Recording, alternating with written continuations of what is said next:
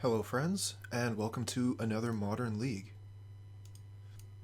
So I'm playing something that has been on a lot of people's minds over the last week or two. Anyways, since whenever Clever Lumimancer has been spoiled, people have been thinking about how are we going to play around this. One of the simplest ways is to kind of mash up the the Izzet deck that we were playing before with the entity, the Stormwing entity, and the Sprite Dragon, and you can replace those with the Clever Lumimancer and the Leonin. I decided to go for a more low to the ground, closer to burn approach. You'll notice that along with the Soul-Scar Mage, I'm playing Goblin Guide. This is to give me the full 4 sets of 1-drop creatures. So ideally, I'm always going to be starting with a 1-drop on turn 1. Whether it's Lumimancer, Goblin Guide, Soul-Scar Mage, whatever, I'm going to get a creature down turn 1. And then from there, I can play kind of like a burn deck with Lightning Bolt and Boros Charm, or if I got lucky, I can maybe Manamorphose into a Mutagenic Growth and then use Boros Charm to give a creature double strike. Lumancer can do quite a bit of damage if I get a Boros Charm to resolve that way. In any event, let's get this show on the road. Okay, we have a 1-drop. We have plenty of 1-drops. The problem is we only have 1 land. Do we keep the 1 land hand with the double Goblin Guide? The Goblin Guides are going to be crashing in for so much damage so quickly. And if we actually draw land off the top, we are off to the races. It's pretty risky. Pretty risky.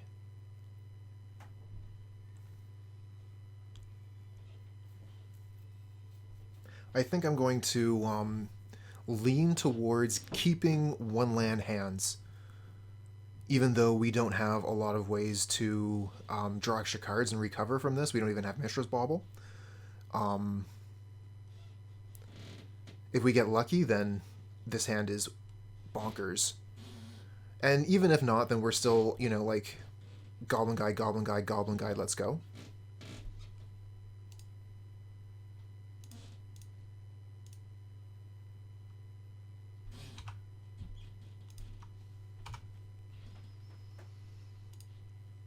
Okay, so we give them an island.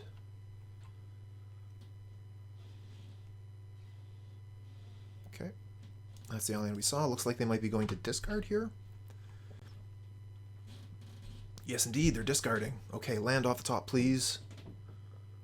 No such luck. Alright, Goblin Guide again.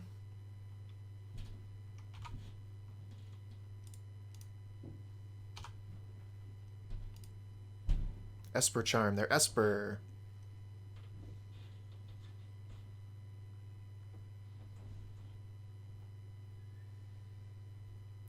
Well, they're having no trouble hitting their land drops. Oh, lucky us. These things don't have haste or anything. I don't really see any reason to be using them this turn. Or sorry, I mean casting them pre-combat is what I meant to say.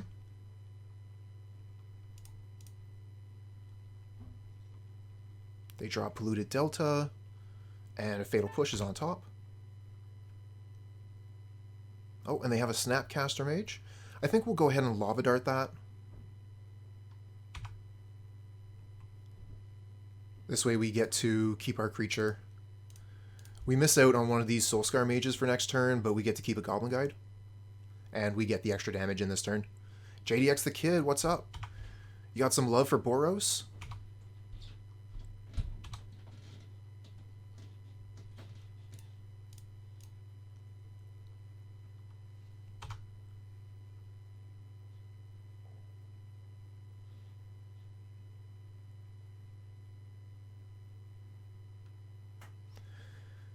I suppose technically, no, we can't even dart. We just have Inspiring Vantage. We don't actually have Mountain, so we cannot flashback the dart right now.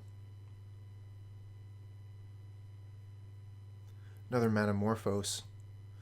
I guess we just start with an attack. I don't really want to blow out these Manamorphose. We know the opponent has Fatal Push. So we start going all in on a Soul-Scar Mage here. They'll take it out.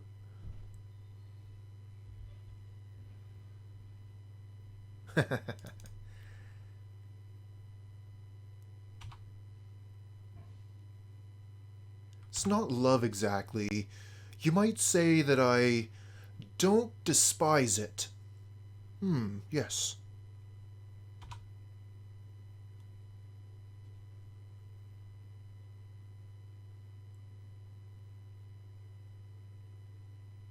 Okay, so they're fatal pushing a Goblin Guide.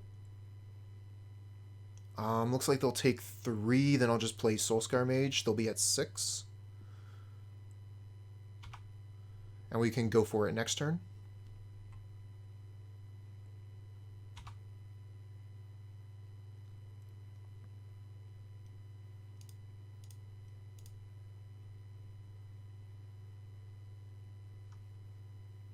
Oh, really? You're going to mana leak my Soul-Scar Mage? I mean, that makes sense. Absolutely. It's good. They got all those cards in hand. They got to do something with them. And these Manamorphose aren't going to be very good if they answer the Soul-Scar Mage.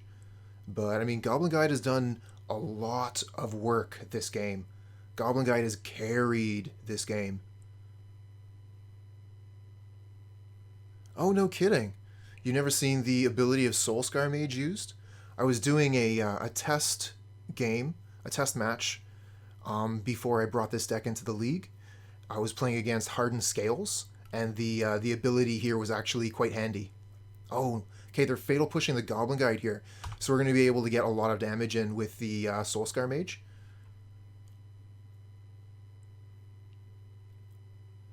I mean, that's the hope anyways. We don't know what they still have in hand with 2 lands here. I suppose they could even like mana leak the Manamorphose, and then we only do 2 damage. Good morning. Yes. I stayed up late and I snapped up a Lumimancer as soon as I could find one. I didn't bother getting the Leonin yet, but I grabbed a Lumimancer for less than 2 tickets a pop.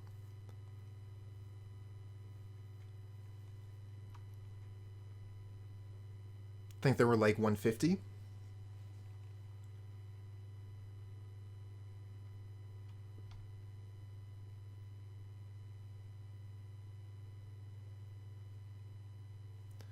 You know, I didn't have that long to be able to tell what type of Hardened Scales deck it was because I killed them so fast. Mountain. I want Mountain off the top. Thank you, deck.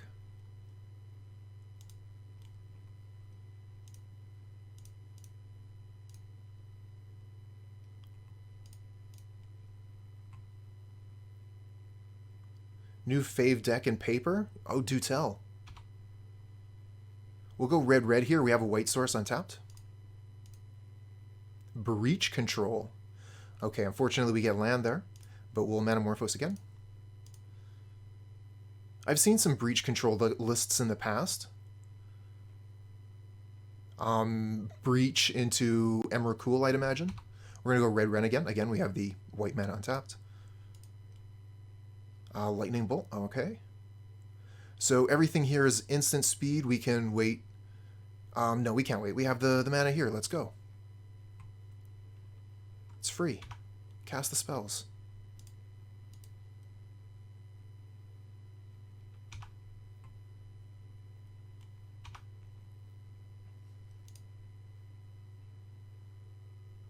Sweet. Going fast. That's the way to go. So opponent is playing control. We have defense grid. It's going to make it hard for them to counter our spells. Let's reduce the size of those cards there so we can see them all.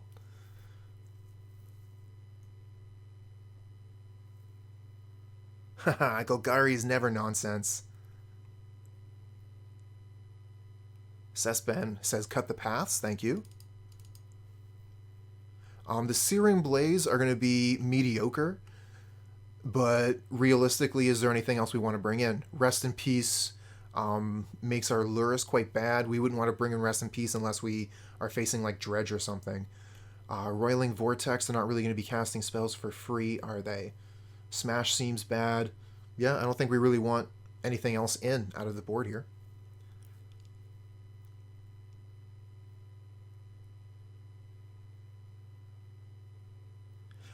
Defense Grid, can I explain that tech? I like the card. It works well with Lurrus. It keeps counterspells off our back when we're trying to go off on our turn. So as we're going for the Prowess turn, they're not going to be able to say, oh, I path your creature with my 1 mana. No, we know that it's safe to go off. That's my thinking anyway, because we don't have Gitaxian Probe. I would play Gitaxian Probe if we had it.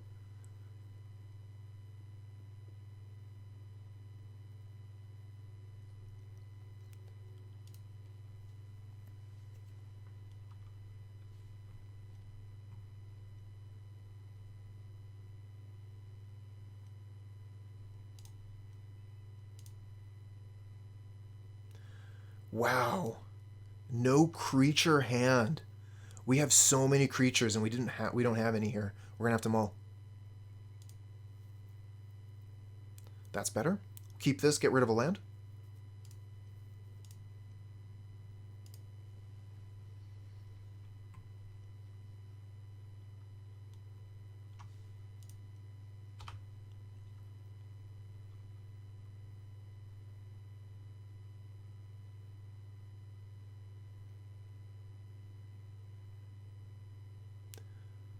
Sesben has the Is It Prowess. These white guys make you nervous. You don't want to go Jeskai. I suppose you could go Jeskai. I was kind of thinking like you'd tilt one way or the other. Either go Is It or go Boros.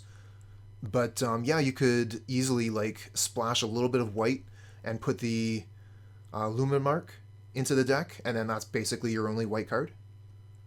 I don't know if it's worth going all the way into Jeskai, though.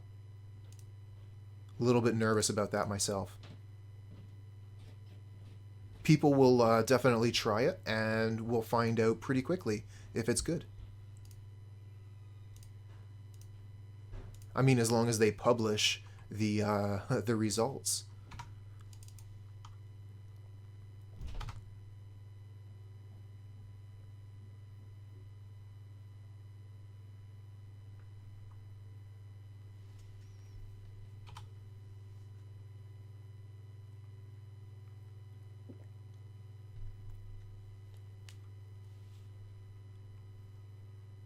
Oh, Robin Hood, great timing. Definitely feeling a little bit thirsty.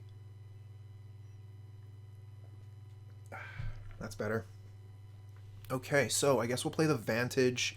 We'll play the Swiftspear, attack for 2, and then play the Soul-Scar Mage, second main. And then turn 3, we'll try and go off for a Prowess turn.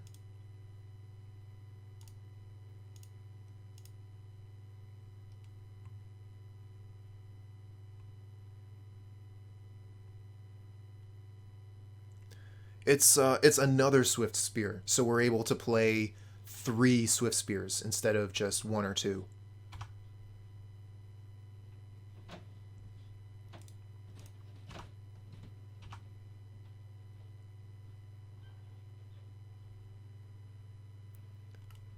Exile target monocolor permanent. Okay, so they just get rid of Soul-Scar Mage here.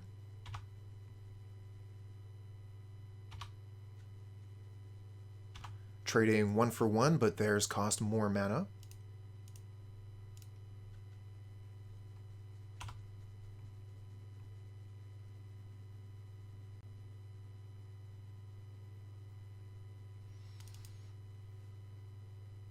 Prismatic Command? Don't know that one. Triple blue here. That's a little bit scary. Maximum Swiftspears.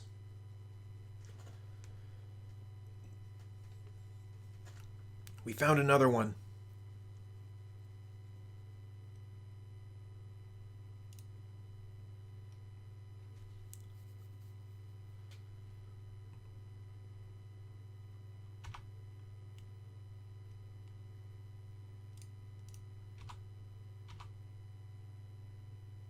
Okay, so they're not stealing a creature. What are they going to do? 5 cards in hand and all this untapped mana. They got something. Oh, Kaya's Guile. Sacrifice a creature and make a spirit.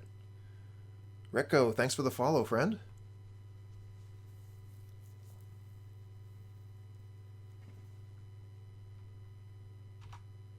I suppose at this time the Soul-Scar Mage is more valuable than the Swiftspear.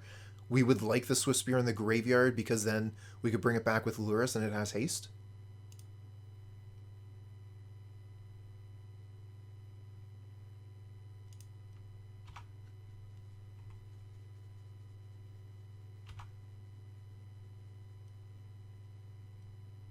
So we could play the Lumimancer or we could put Lurrus to hand.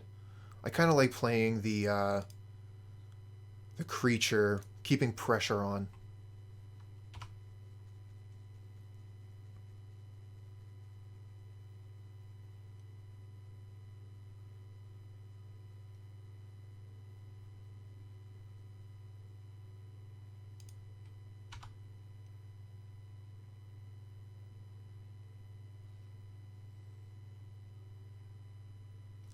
Well, that's flying, so we can't block that.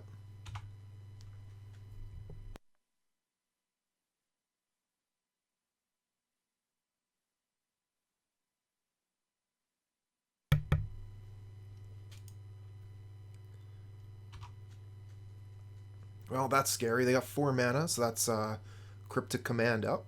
Ooh, but the Swiftspear off the top, huh? Not the worst. Okay. I like seeing that resolve.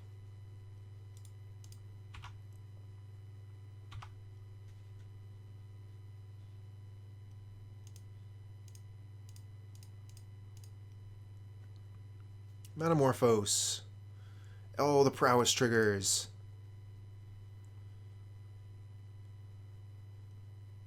Bonjour, handsome. Comment ça va?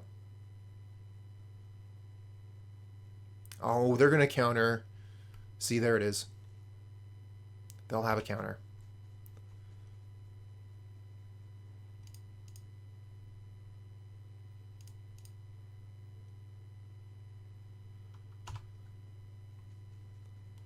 But what else do they have is the question. Eliminate. Okay. Looks like we're hitting them for 4.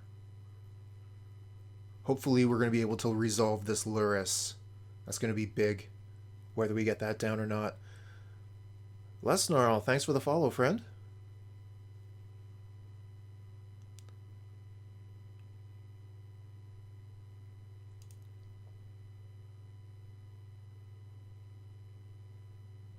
Magnifique.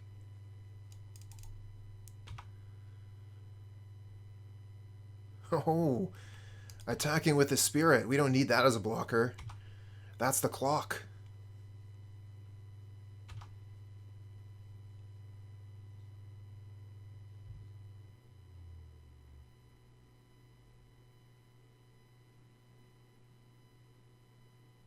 Oh, no kidding. Well, thank you very much. I've been having a really fun time with that, and I think I'm actually going to do a Pauper League after this league because I put together a deck that's so cool, I cannot wait to play it.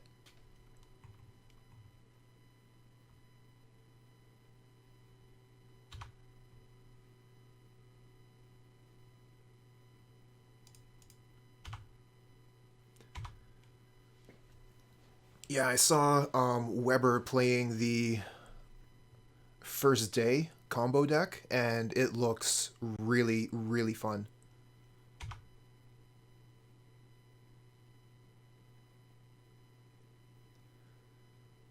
Blablo, hello. How's it going?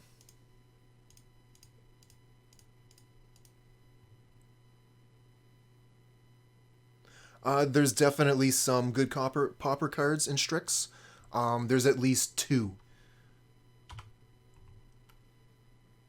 That's right. We got the Clever Lumimancer right here.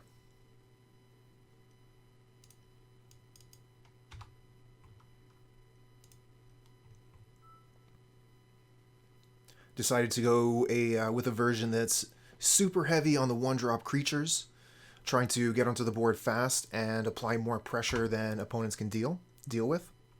That's the plan, anyway. Yes, Biograph is absolutely one of the two, and the other one being the first day.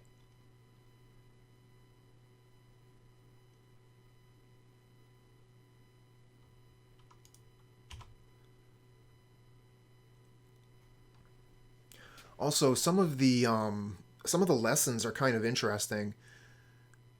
They almost feel free when you're already playing a learn spell in your deck. So I picked up a couple of those for the combo deck as well. The one thing we have to worry about for that is that if the opponent makes us go through the entire iteration, if Moto is lagging, the combo takes a lot of clicks to be able to actually kill the opponent. Okay, they only have 2 cards in hand here. The problem with playing the Lurrus pre-combat, they could just counter the Lurrus, tap our team, and then we do nothing with our turn. As much as I would love to play Lurrus, play Swiftspear, go ham, I think that's just a little bit too risky. Let's attack first, see what happens, and then we'll play Lurrus, get back Soul-Scar Mage maybe post-combat. Timed out twice because of lag. Brutal. Yeah, the lag has been pretty bad. I, fortunately, have been fairly lucky that I haven't been experiencing it too much. Okay, they know that we have the Lurrus, so they're not going to do anything here. So let's see here. How much damage do we have? 1, 2, 3, 4, 5, 6, 7, 8, 9... 12. So this is lethal if they don't do anything about it.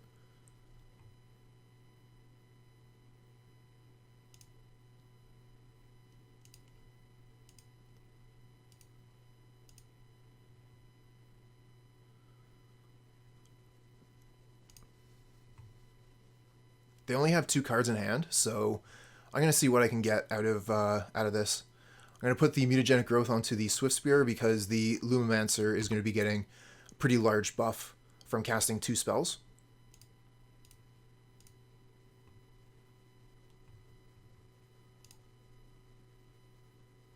And if they have nothing here, they're dead. Okay, so they Aether Gust the Swiftspear. Yep. We can put that on top, actually.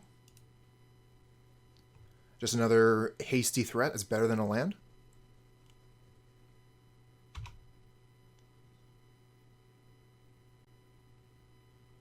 Unfortunately, they still have mana for Cryptic Command here. Don't like seeing that with the Lurrus in my hand. I wonder if I should just pass with a 3 mana up here, because I can't cast anything with the Lurrus anyway. Can't get that Lumimancer onto the chat, eh? Well, here, let me, let's see if we can get the damage in. I'll put it up on the screen here so you can read it. I'm still thinking if I want to cast the Lurrus into potential Cryptic Command.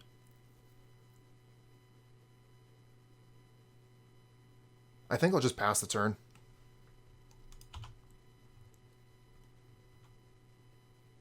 I should have put that Swiftspear bottom.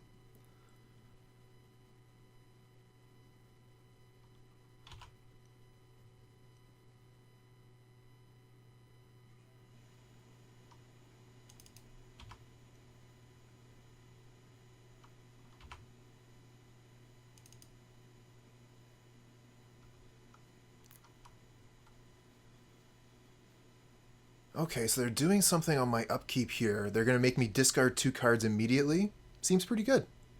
Yeah, that's pretty good. Okay, my hesitation really cost me there with the Lurrus being too afraid to play it into potential Cryptic Command, and now it's gone. I never got to cast it. Bye-bye, Lurrus. Wanted the flavor text? You're too dim to realize it, but you've already lost. Okay, so they're going to be able to eliminate our creature here, but we still have draws like Boros Charm. So while they're stuck at 4 life here, no, they're going for the Guile. Well, that makes way more sense. They can gain the 4 life. That makes the game way more difficult. We're going to need to run Boros Charm off the top.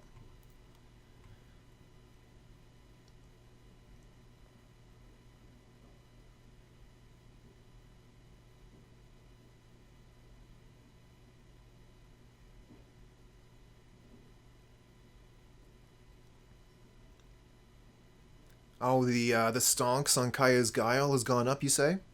Makes sense. The card is busted good. And with Prowess decks being some of the best decks available, it just makes sense that you're going to have good cards that counter it. And that those cards are going to increase in value. What are they going for? Someone throw up the E price in the chat. Okay, land. I think we can concede this one. We're going to be taking 3. We're going to go to 5. I guess we can play out one more turn, see what we draw. I think we really needed to draw the Boros Charm there while they were tapped out so that we could potentially get one to resolve. But their clock isn't exactly fast, so we got a couple turns here. Wow, yeah, that's no joke. Lava Dart. So Lava Dart is 2, puts them to 6. We draw Boros Charm, puts them to 2. So this should be death. I don't think there's any way through this. We'll hit the 6 button. It won't be take too long for the opponent to kill us anyways. I guess we could try and kill the Snapcaster Mage. That gives us a lot of time. So now we have several turns to draw into Boros Charm instead of no turns.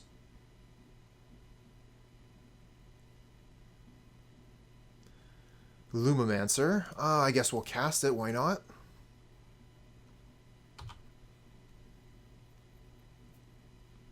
They never even had the Cryptic Command. We should have thrown that Lurrus onto the board. Damn it. Well, hindsight, right?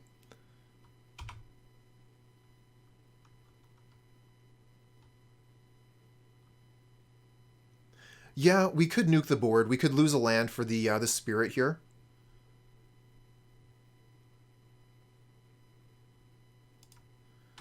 March 1st, it was like 1.4. That is quite a jump. We'll take the 1 here. If we Lava Dart their Spirit during our turn, we can potentially get more damage in with this Lumimancer.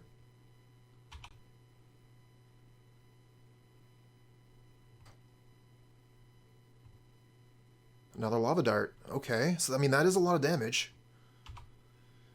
But they have 2 cards in hand. They could absolutely have something. Let's find out.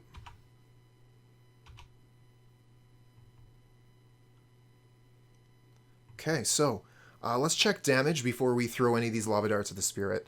We're looking at 3 damage from the darts, and that's 3 triggers on the Lumimancer. So Lumimancer is looking at doing 6. So we can throw 1 dart at the Spirit if they don't have anything. If they counter one of the darts, they could live. So let's just see what they have. Let's start Lava Darting them.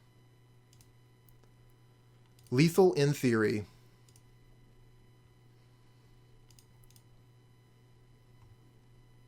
But they have 2 cards in hand, so who knows? We're going to go all in on this, and then they're going to be like, haha.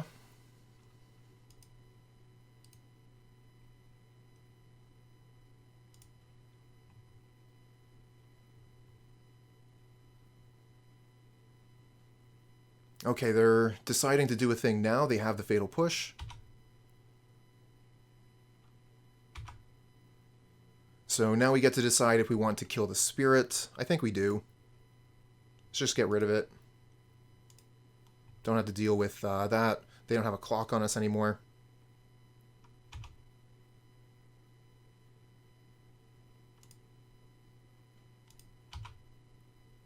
And we're playing off the top of the deck. Our opponent has one card over on us. Their draws are going to be very good, but our draws are going to be decent too. Boros Charm is quite strong. Swiftspear, not really what I'm looking for, but let's throw it out there.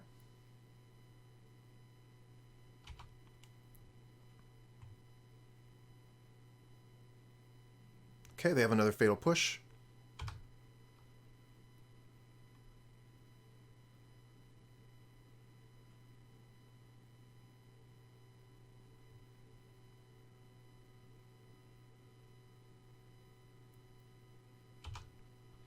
Okay, they're still got that one card sitting in hand there. Manamorphose. I mean, I suppose we could draw, see what we get off the top.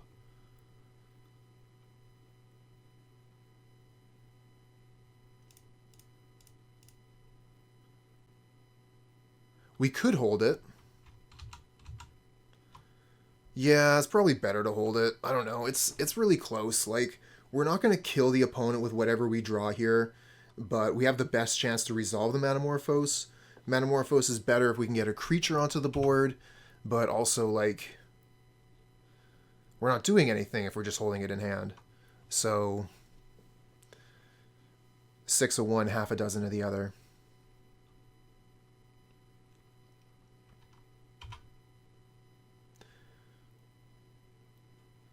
I kind of want to keep it there. We have Searing... Or did we take all the Searing Blaze out? Okay, see, we do have Searing Blaze in the deck.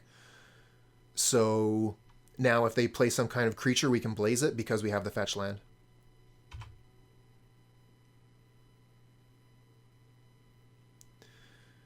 So I haven't had too much testing yet. It's very aggressive. It's really nice if you play it on turn 1. Similar to Soul-Scar Mage. It's worse when you draw it off the top in this situation we're in right now than a Goblin Guide or Swiftspear would be.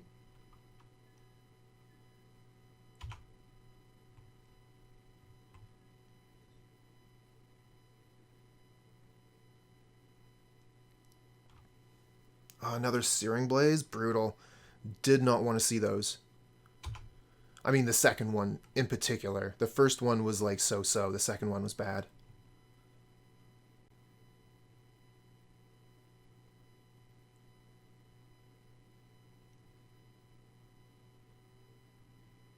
Okay, ooh, the Colonnade. That's going to finish us off.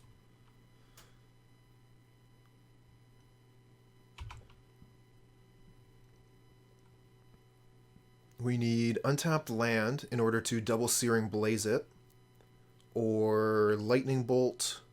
Lumimancer is not what we're looking for here. We're dead. We are dead.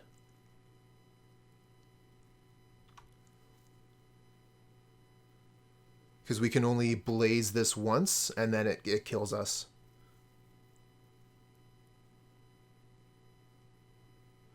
I guess we could Manamorphose into like a Lightning Bolt or something, so that we could Searing Blaze and then Lightning Bolt it, and then still be alive. Unlikely to work, but possible.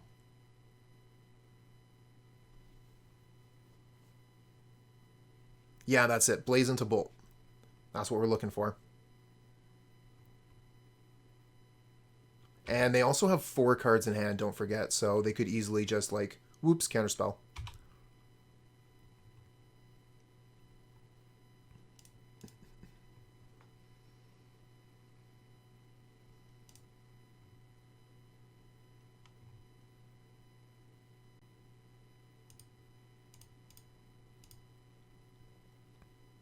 Okay, we'll go red-red.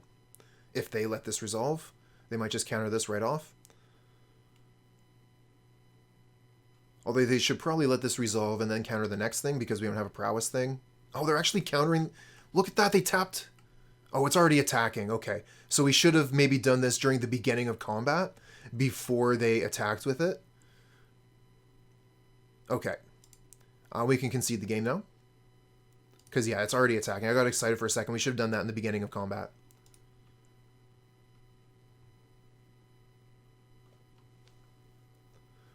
Okay. Don't know that we actually want to change much.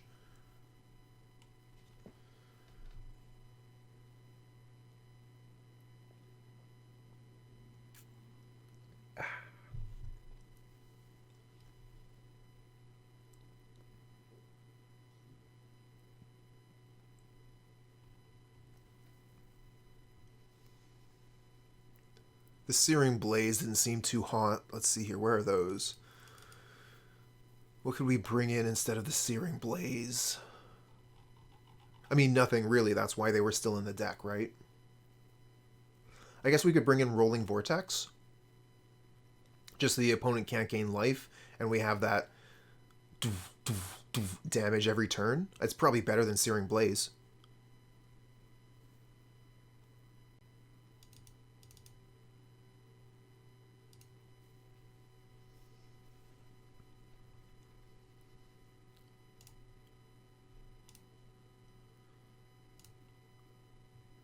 The Dubstep Vortex. Yeah, we'll keep this. Soul-Scar into Defense Grid into Go Ham.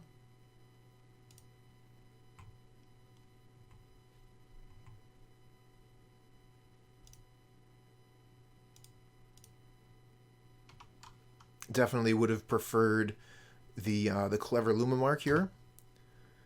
Lumimancer. But Soul-Scar will do.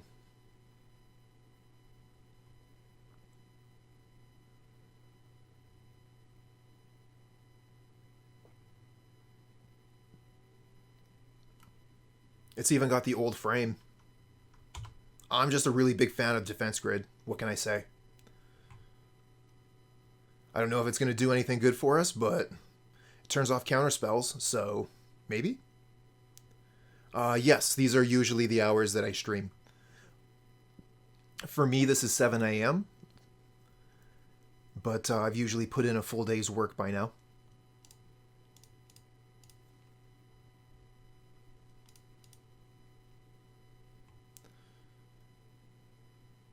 Oh, come on, don't have the spell snare. Maybe this is like Fatal Push. This could be anything.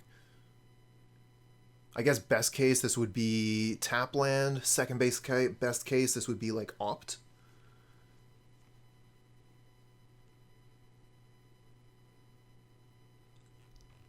Yep, that's some truth there, handsome.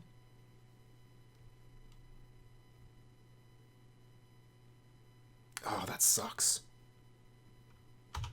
That's our one creature down. Was hoping we were going to be able to get a bit of damage in there with it, but it is what it is. We've got a decent hand for damage here. We can Lightning Bolt light up, get some cards on the side. They're not going to be able to do any kind of counter business while we got this grid up. 6:55 a.m. for you. 8 a.m. there for you. Okay, so, you know, our times are fairly close, actually. Yep, for me it's 8 a.m. So now that we drew the Lava Dart, are we going to want to deploy that instead of the Lightning Bolt? So for the light up the stage. I don't see too much of a difference. Maybe we'll just bolt because we can get the damage in.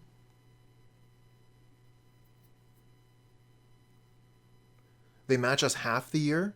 Does Brazil not have daylight savings time? That'd be brilliant. Oh, it's noon for you. Okay, okay. So you're probably, what, across the pond?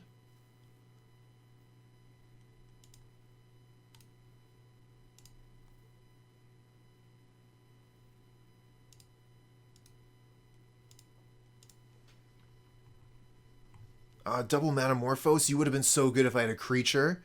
Ah, damn. I really would have liked to land there, too. Not the best light up the stage there.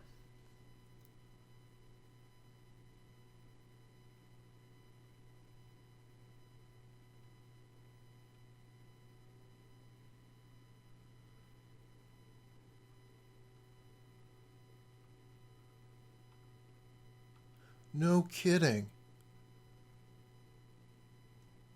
I'll learn something new. The The Southern Hemisphere shifts the opposite way during daylight savings.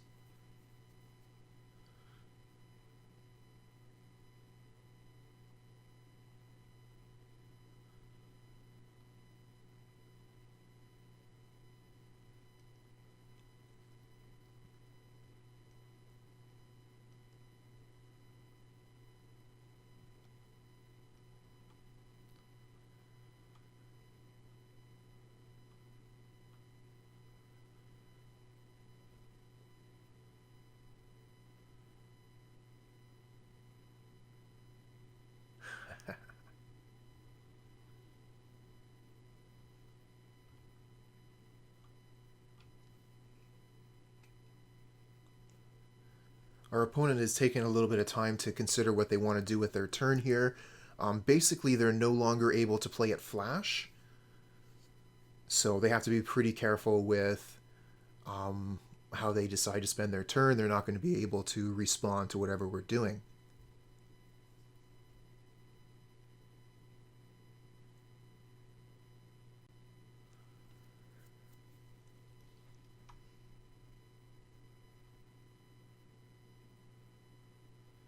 When we do get to our turn, we will be casting both of these Manamorphose, get those card draws.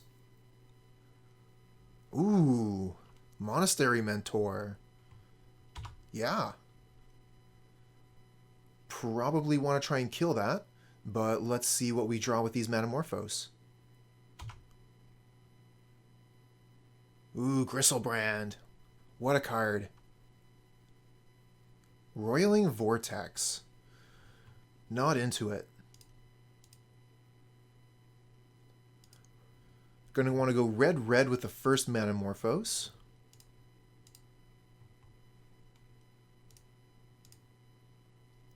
Goblin Guide, okay.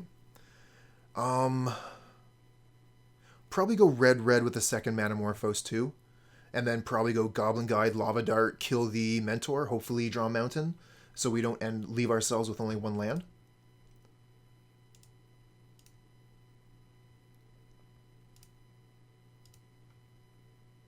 Damn it.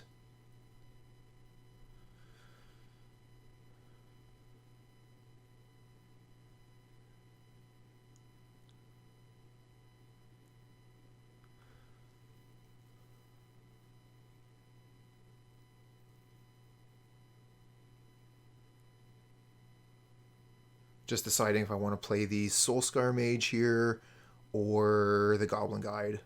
The Goblin Guide gets in for damage immediately, whereas the Soul-Scar Mage... Yeah, we'll play the Soul-Scar Mage so they can start attacking next turn. The Goblin Guide, we can just cast it next turn for the 1 mana that we'll have left.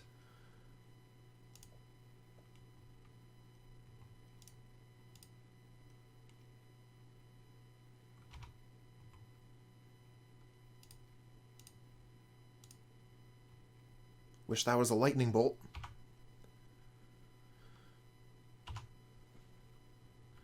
Okay, our time's getting pretty low here.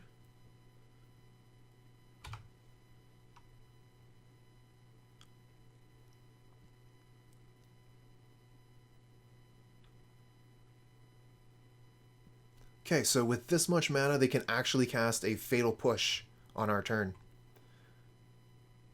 Another Mentor, damn it.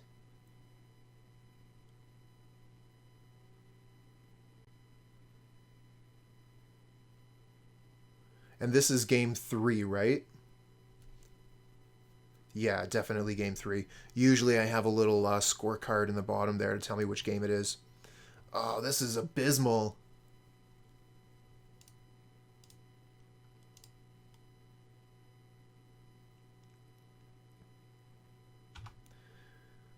Maybe I'm supposed to go up to 20 lands. Yeah, I'd say this is GG. Pretty sure we're dead.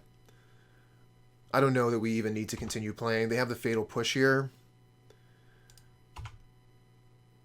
I mean, we have 2 Boros Charms. That puts them to 4. So if we get land, we resolve these Boros Charms. I know, right? Defense Grid, Monastery Mentor. What's going on here? They're playing Watery Grave because they don't have enough money for Underground Sea.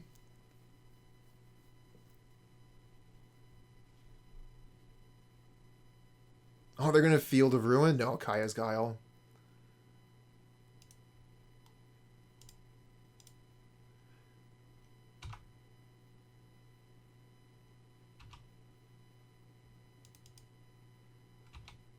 Could Vortex for the last 4?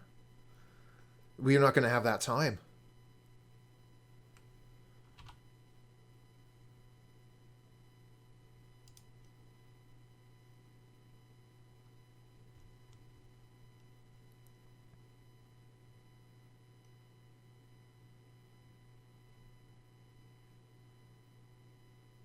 I was hoping to block, save myself a bit of life there. We're going to be taking a lot of damage. Bottom that. Want land? Only land will do. And I'm pretty sure we're still dead regardless. No land on the top, we're conceding. Let's see what we get.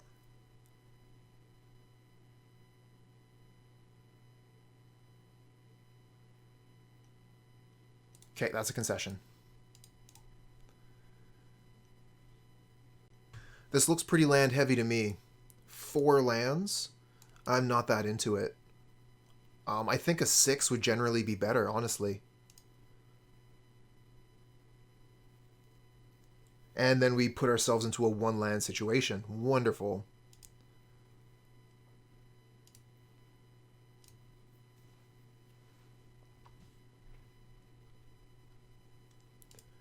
Alright, so what are we going to play first here? Soul-Scar Mage is the non-hasty creature. Generally, you want to get those out first. However, we don't have the guaranteed land next turn. I'm wondering if we're supposed to go Goblin Guide into Swiftspear. Goblin Guide is going to get the most damage out very quickly. I think we're supposed to go Guide first. And then we can maybe light up the stage turn 2. And then play Soul-Scar Mage with the land we get off of the light up the stage.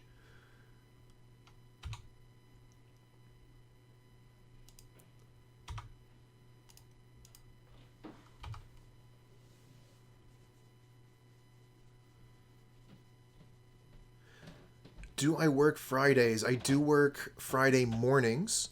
So, last night.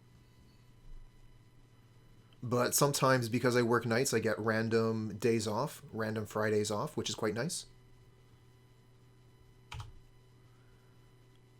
And that meant that last night I was able to stay home, watch the latest episode of Critical Role and Invincible before the stream.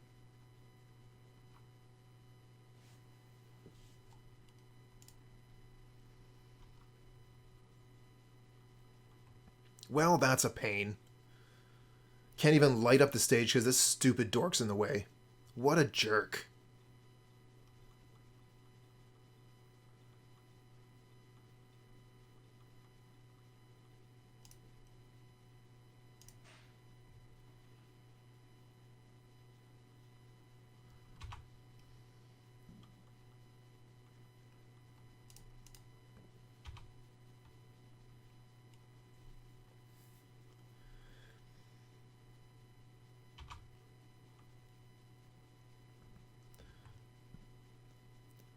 So we have the opportunity to kill this thing, get it out of the way so it can't block our creatures anymore.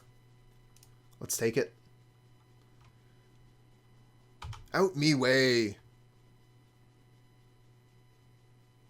Yep, the new episode came out last night.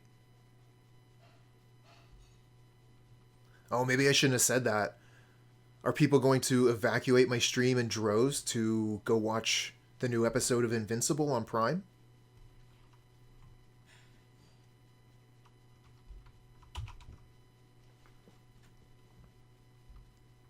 Well, missing the land, again, really hurt us, but were we going to be better off with that 4-land hand?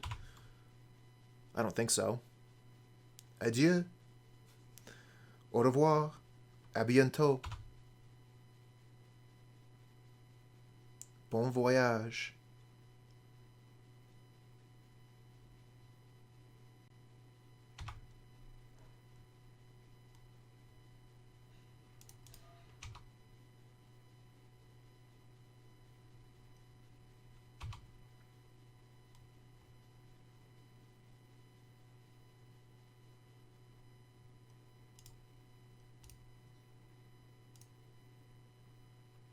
I do remember that.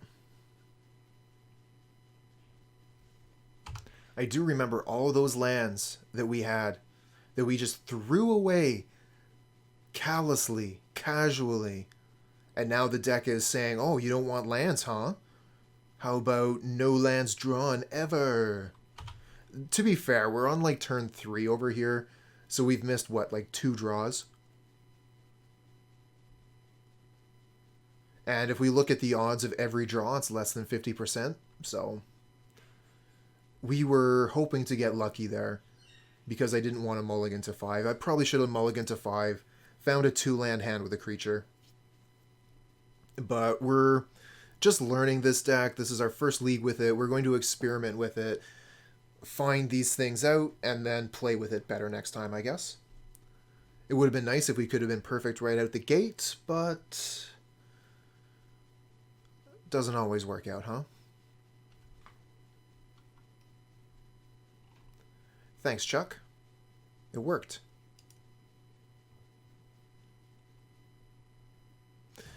I probably wasn't actually supposed to play that land, though. I got excited. It's a land. Played immediately. I'm going to want to attack and then light up the stage, and then we were going to see what we were going to get. We might get, like, double land from the light up the stage, and then playing the Vantage is a bit of a mistake.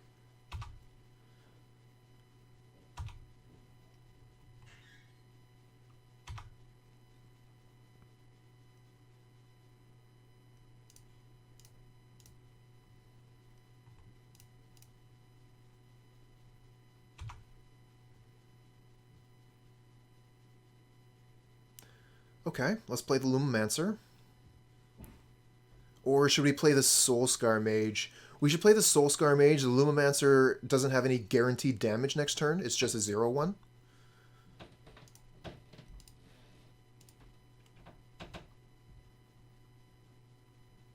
And then we can play the Swiftspear.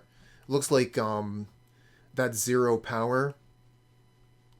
You got to do better than that, Lumimancer.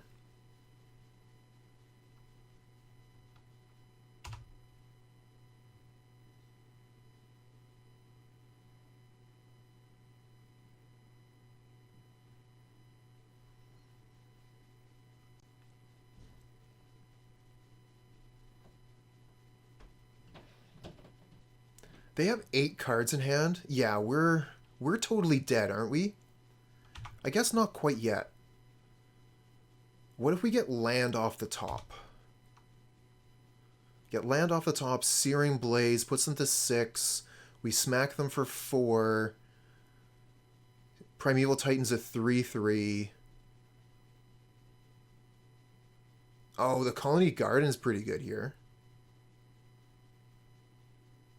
Yeah, it does feel a little bit like Step Links.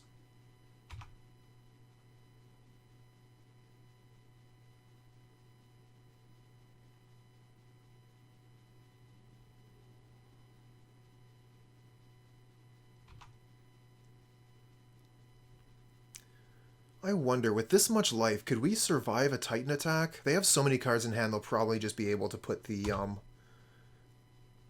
Dryad into play and kill us with Volakuts.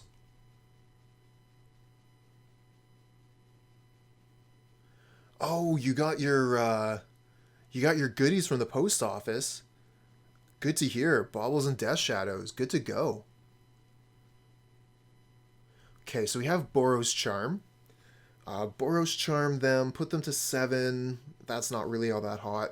I think we just play the 2 creatures here and pass. And then hope we don't just die, and we can maybe do something if we actually get a next turn. But I'm pretty sure opponents should be able to kill us, considering how many cards they have in hand. They should be able to end the game here.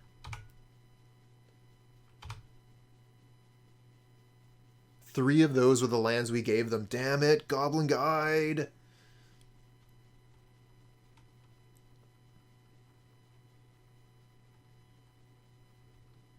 Summoner's Pact. Yeah, this should be GG. There's the Dryad. Okay, so they get 2 Volakuts. 2 Volakuts. Oh, they get Amulet of Vigor. So maybe they're going for double strike?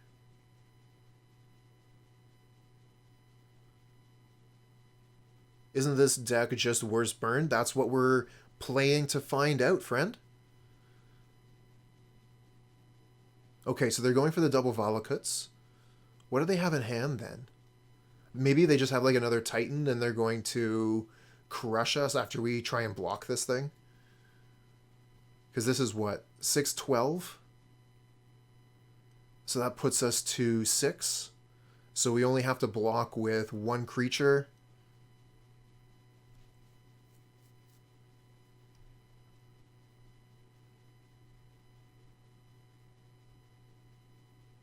Oh, I have not engaged in the search yet for Invincible comics. I have a friend at a comic book store who owns it, and I'm going to get him to order them for me from his supplier so that I can give his shop some business.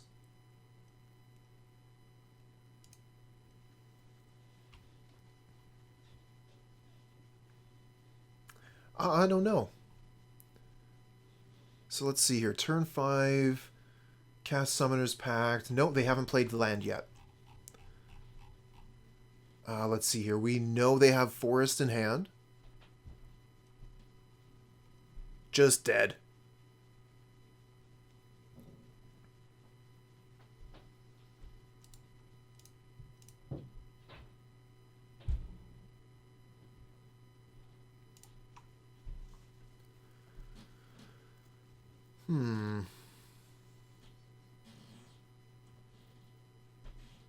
So we have Path to get rid of their Titans.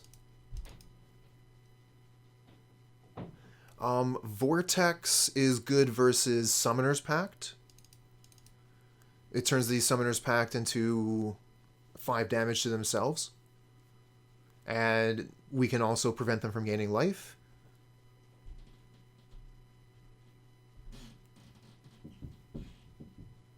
Don't think we really want anything else here. The Smash is actually okay. Maybe we want the Smash.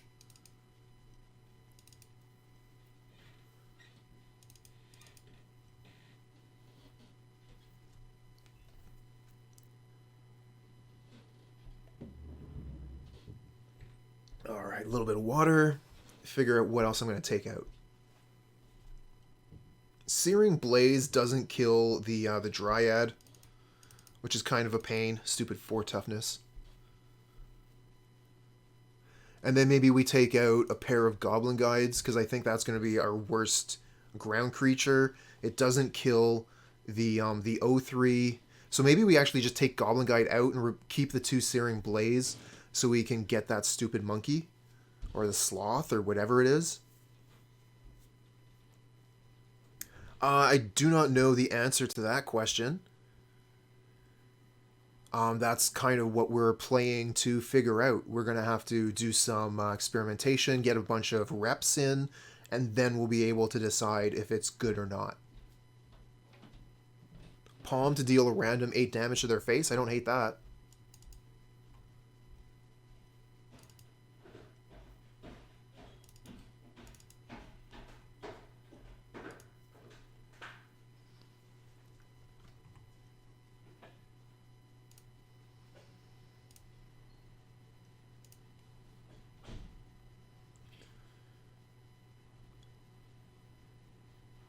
Blaze seems good. We did bring one back in. Okay, so we have the Lumimancer.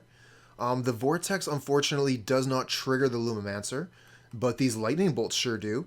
How much does 2 Lightning Bolts plus a Lumimancer deal? 6, 7, 8, 9, 10 damage on turn 2? Seems okay.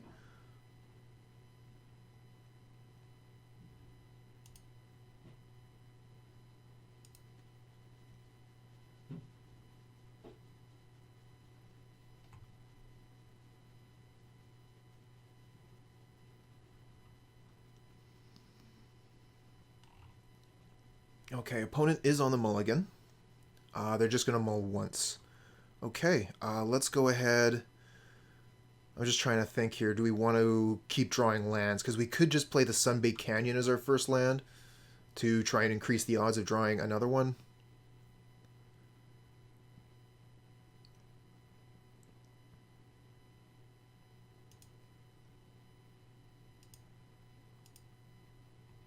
Yeah, that is the big advantage of the Is It list, is you have flying creatures. Our creatures just sit on the ground and don't, are not evasive.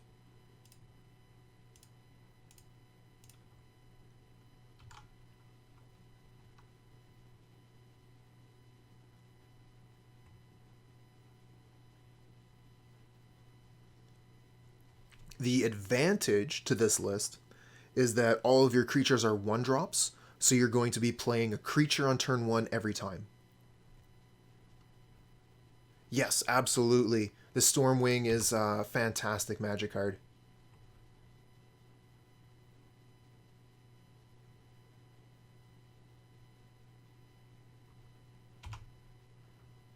Okay, I think we'll play Soul-Scar, Bolt the Grazer, and smack him for 2.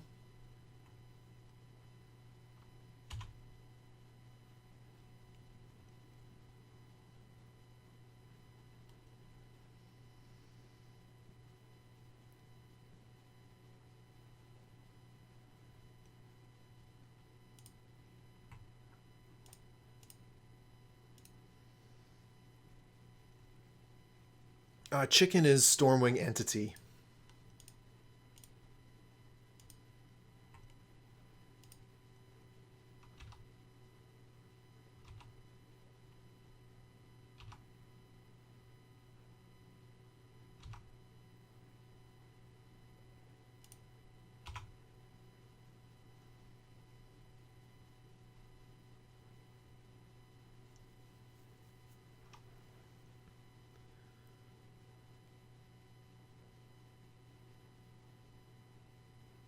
Those Grazers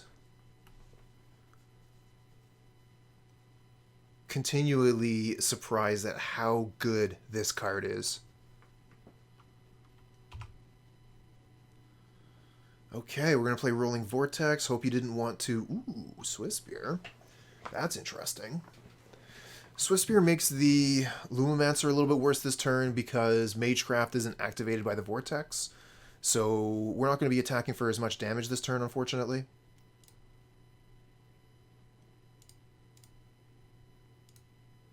But this does mean they can't Summoner's Pact for free. And they're going to be taking 1 more damage every turn, so let's Vortex. Possible ban a Manamorphose. That would hurt Storm so bad. Storm would go the way of Affinity, I think, if they took Manamorphose away.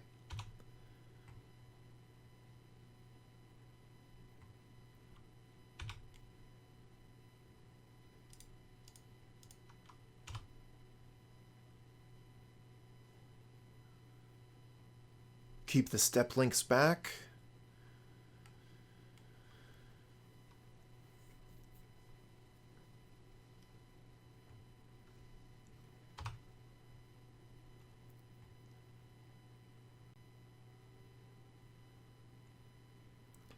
Okay, there's a Dryad. A little bit of a pain.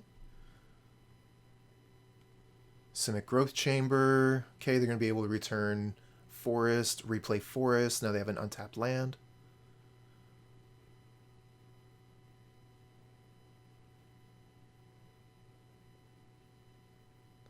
And we're getting our turn. Nice. So Soul-Scar Mage says that if Dryad blocks anything, it dies. We have the Lightning Bolt to turn it into a 0-1. Unfortunately, a 0-1 still has all the abilities of a 2-4. So if we leave this in play, it's still very dangerous. They could summon a Titan and do a Valakut thing here.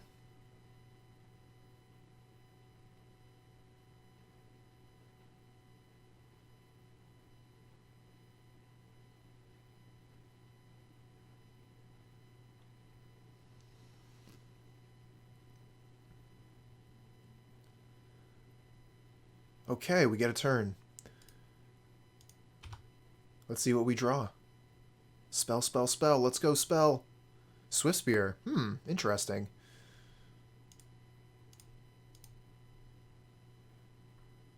So this is 8. 8 plus 3 is 11. This is lethal. So they must block.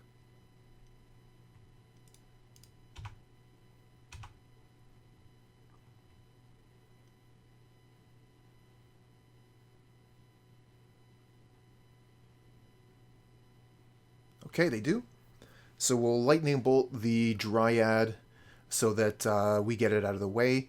The Lumimancer is going to become a 2/3, so without bolting the Dryad, we don't have enough to... and then this is what, 6, 9... Vortex would put them to 10. So yeah, we got to kill the Dryad for sure.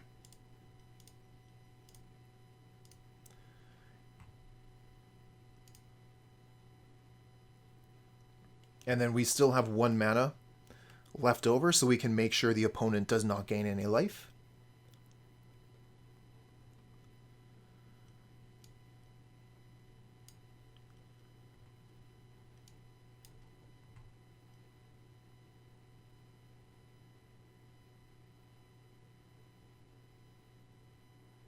I think we can safely pass the rest of this turn. We're not going to have any action here. Ooh, this could be a Dismember on the Lumancer. It is. So they go to 8. This puts them to 6. Vortex puts them to 1. And they get to keep their dude.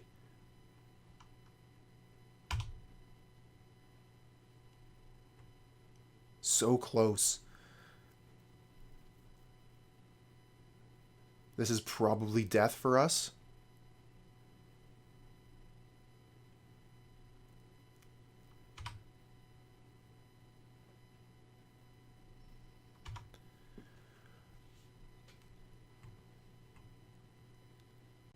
Well, they can't have Pact. They have to have Titan. Because of the Vortex. So let's cross our fingers that they have Pact.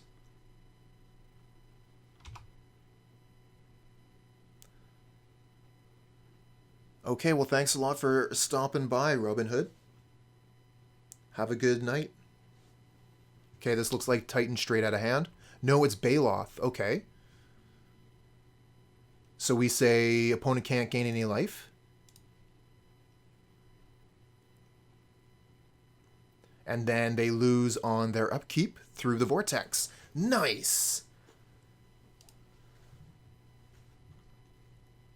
Vortex. Getting work done there. Very nice. Okay, did we want to change anything about the board? The Searing Blaze is looking a little bit better, considering the monkey keeps on getting in the way.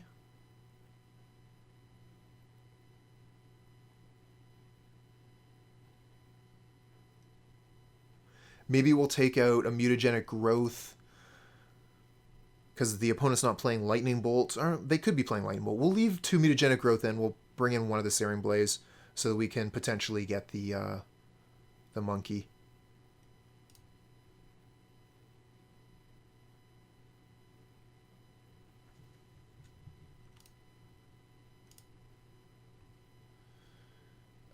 No creatures in this hand. Not a big fan of it. If we don't have creatures, I generally don't like it. We have 2 lands, we have the Vortex, we have Smash, but we're not really putting pressure onto the opponent with this. I'm going to mulligan it. Again, no creatures. That's brutal. This is a bit of a burn hand, though. This is already 8, 11 damage. I can't believe we didn't find any creatures in 2 draws.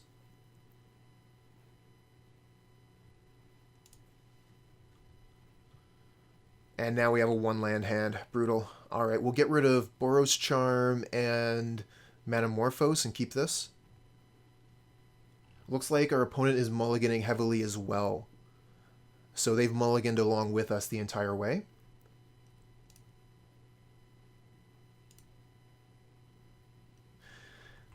It's actually kind of close. Maybe I keep the Manamorphose so I can get that extra draw.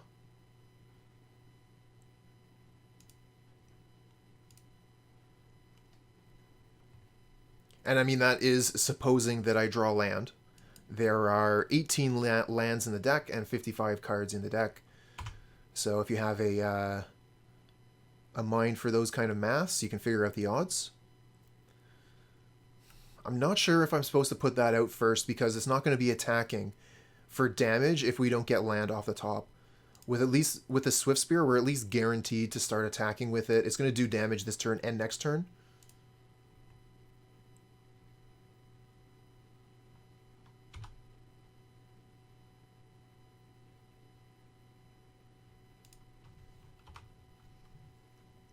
Come on, land off the top like we always had it.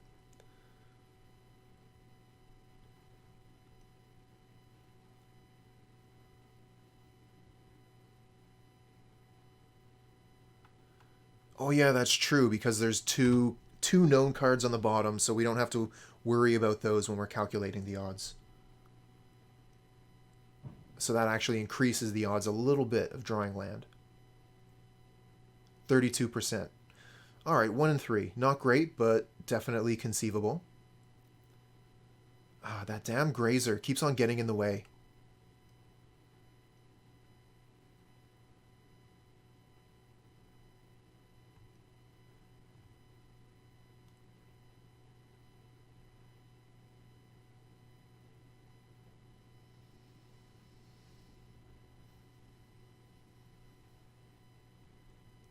Well, lucky us. We found a land.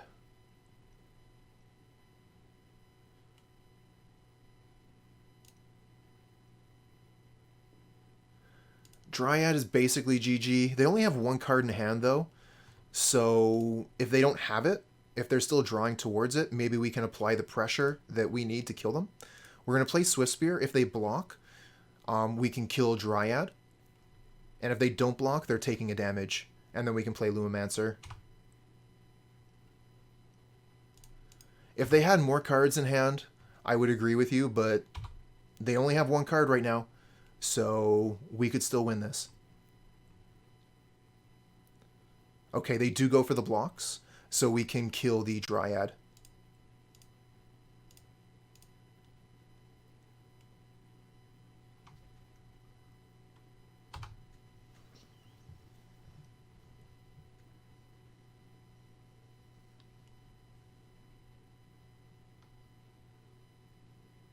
The one card in hand is Karoo.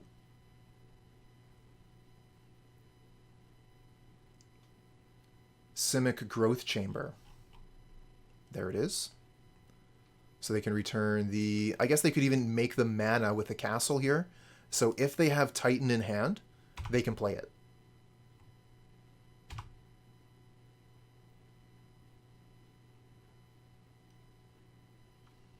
Okay, so we know they have castle in hand.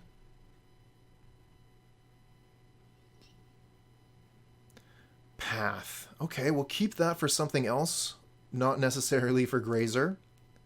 Let's start with combat. No need to show them that we intend on tapping the mana for the clever girl here.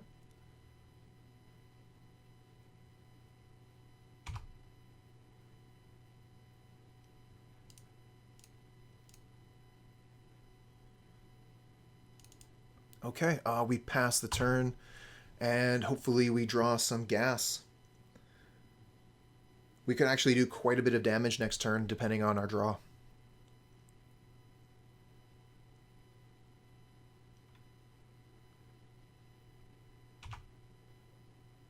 Yeah, we have gas in hand right now. If we, depending on our draw here, we could do pretty well. Probably have to go red-white with Manamorphose, depending on our draw. Not necessarily into pathing the Grazer, though. Another path to Exile. More interested in pathing the Grazer, now that we have a second path for Titan.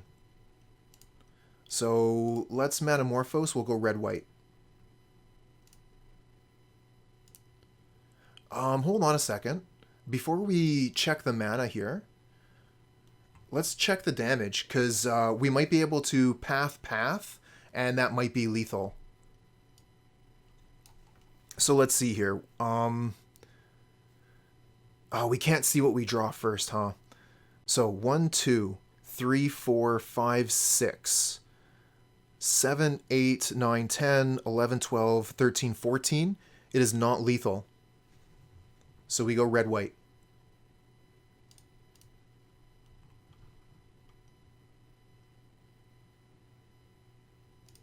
My reasoning for the Goblin Guide is it's one of the best one-drop creatures. I want it to be very heavy on one-drops and be able to be aggressive and hasty, and Goblin Guide does that. Searing Blaze. Oh, come on. Damn it.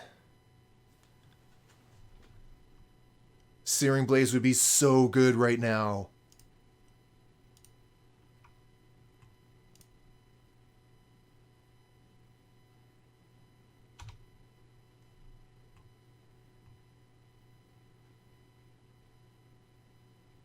So that's 9, 10, 9, sorry, yeah. 6, and that's 10. Whatever.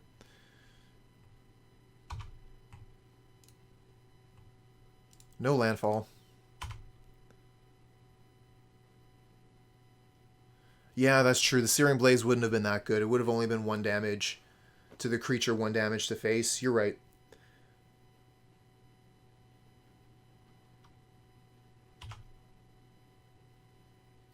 Crash Through?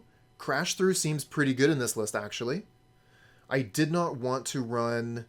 oh, well, there's a land for the Searing Blaze, but now we have no target. I guess we just go get Lurrus. It would be dangerous to get Lurrus because if they put down Titan next turn, we're screwed. Whereas if we have the Path to Exile to answer it, we're not.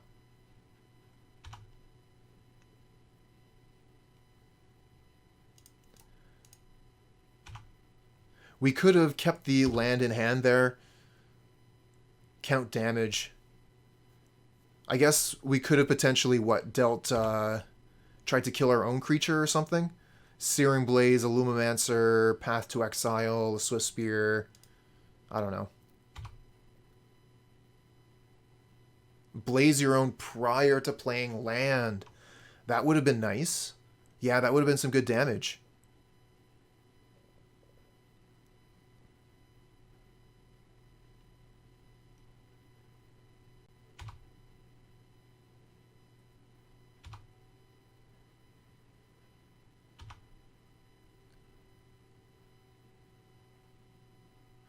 So we could draw a card here, but then we're down on mana.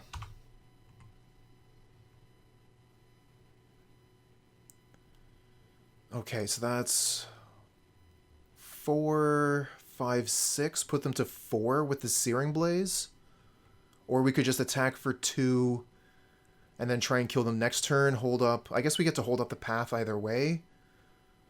Using the Searing Blaze like this is worse in which situation? I don't think there's any really situation, really. Crack the Canopy first. If we did that, we would have to play the Mountain for the Searing Blaze. And then the Searing Blaze would kill whichever creature we targeted.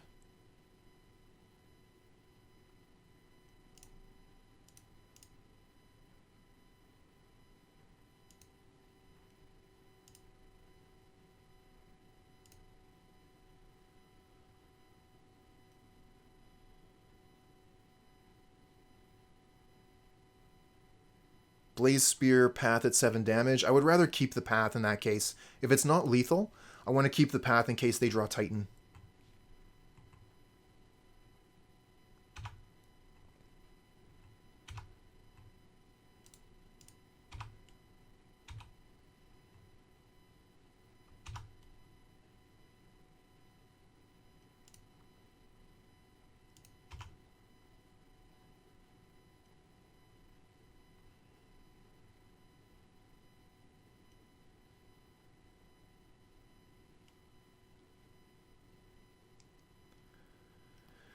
Okay, another Sanctuary.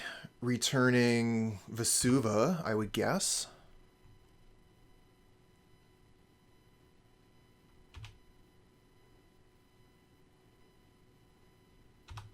And pass back.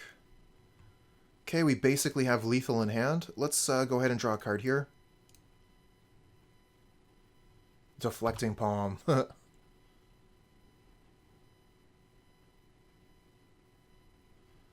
So, Path to Exile, Swiftspear, that's 1, 2, 3, still doesn't friggin' kill them. I guess we could Deflecting Palm, Swiftspear and then path it, and that should be lethal.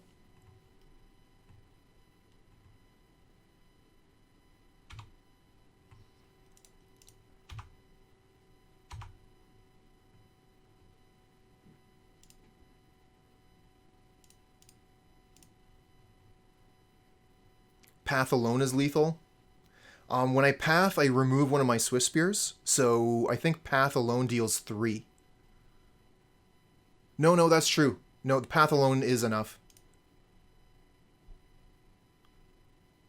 And I think this alone is enough as well.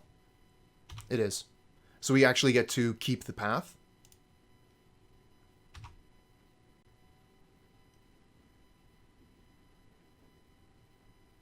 Four land hand, but 2 of them are draw lands, and we have creature. I'm going to keep this one. Bad hand, keep.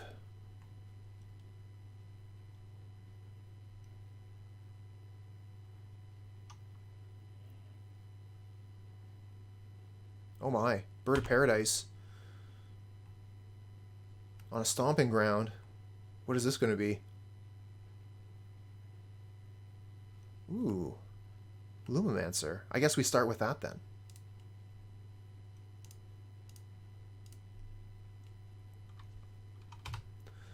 We'll play the Clever Girl and pass.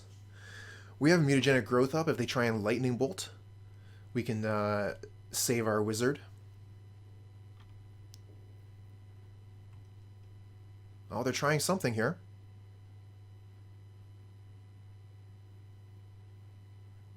Fulminator Mage. So they're going after our lands. Good thing we have a hand chock full of lands this time.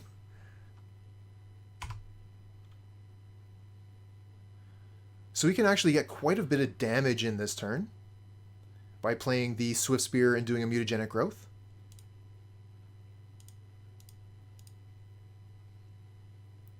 It's going to be 4, 5, 6 damage. Put them to 10.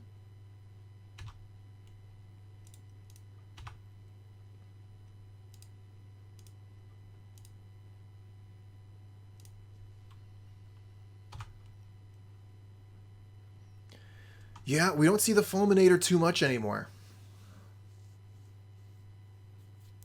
Used to play that card all the time when I was a Jund pilot, but this was years ago.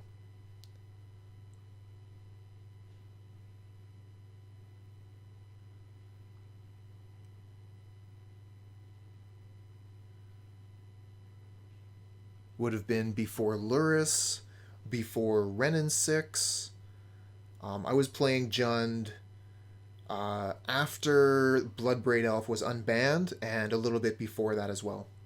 But I never really got to play it. Ooh, Omnath, that's scary. I never got to play it with Deathrite Shaman, unfortunately. Oh, how do you explain to a beginner player what a full art Cryptic Command does? They don't believe you either. They just like, what? No way. No way does the card do that. You're lying to me. No way.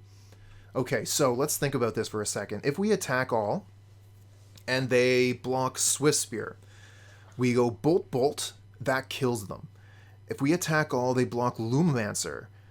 We go Bolt Bolt, Lumimancer kills their Omnath, and they're almost dead.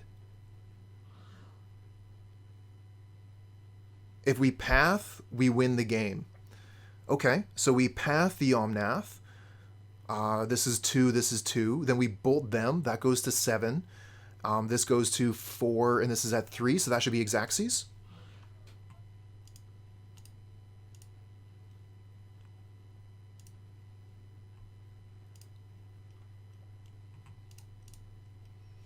Turn 3. That's why we like those 1-drop creatures, because this deck is fast.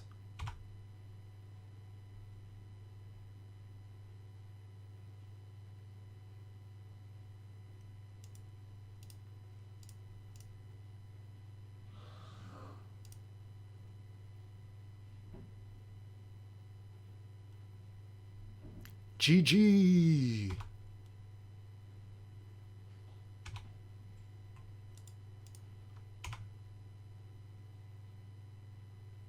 Nice.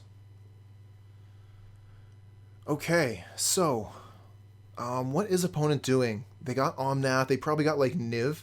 Maybe this is bring to Niv, Niv to light, whatever.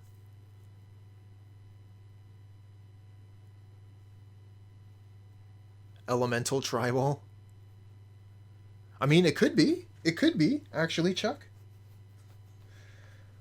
I don't know that people would play a deck like that, but yep, it's possible.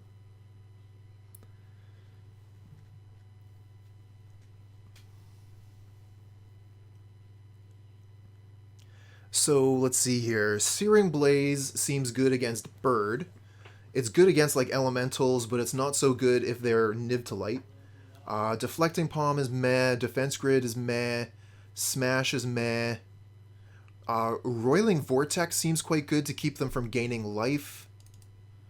And then there's also the option of bringing in these 2 Path to Exile so that we can kill Niv or Omnath.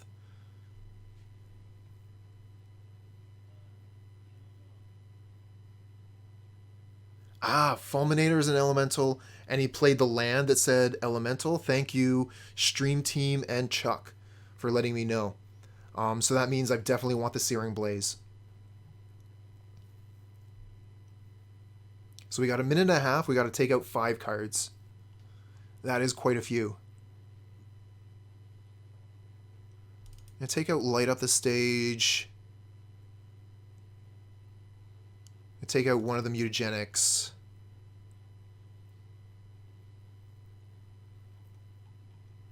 Okay, so we got 2 cards left to take out.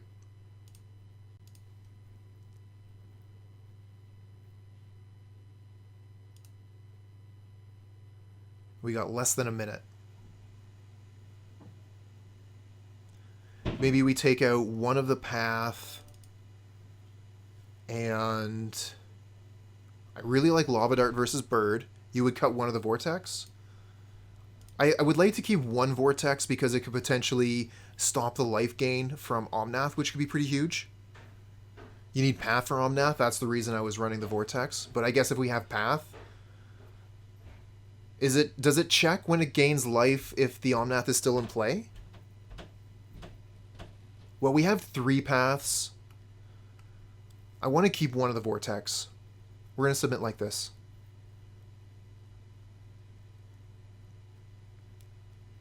If we go to a game 3, we'll bring the 4th Path in. Depending, of course, on the what the match looks like.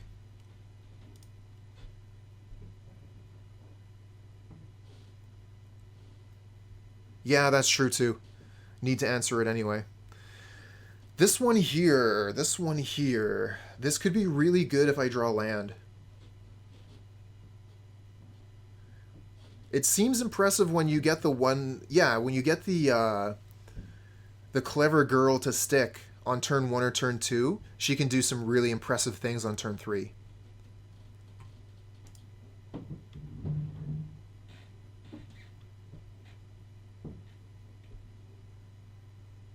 Okay, well, Elemental doesn't summon Bird. What does this summon? Aether Vial, okay.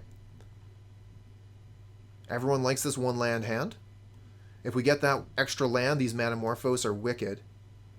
Oh my god, all 4 Manamorphose. Come on, land off the top, let's go. Land off the top, give this dude double strike, come on.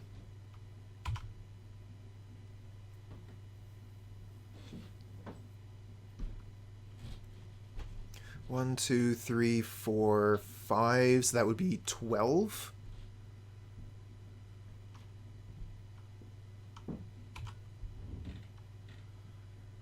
Thanks for the luck. Monkey Paw for a land off the top.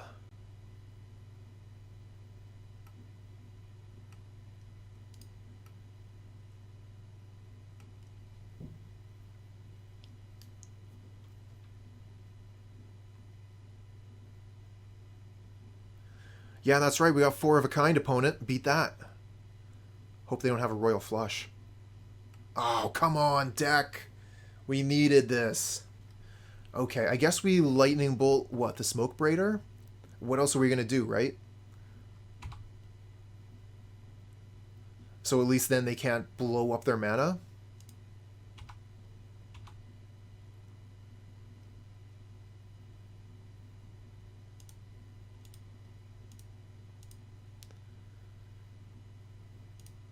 Alright, we need land off the top now, or we were in huge trouble. Everything we have in hand is a 2. We have a ton of 1-drops, but this time we just so happen to have everything that's 2.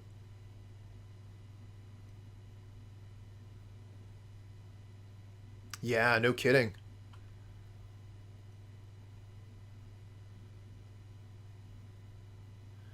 Alright, everybody, cross your fingers. No Fulminator Mage and land on top. Let's go.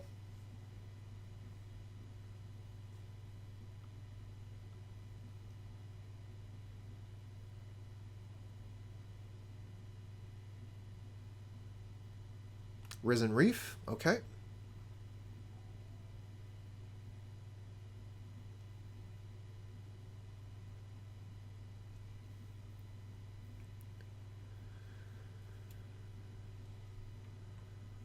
Ooh. So they're going off here.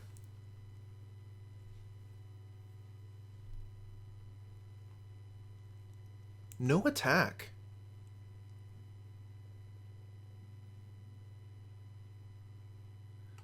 I guess they wouldn't want to... Is this a May? Okay, it's not a May. So we did get the land here, so we can Searing Blaze the Risen Reef. But they get to just bring it back with the Awakener if we do that. I guess we can, like, Manamorphose a bunch, see what we draw.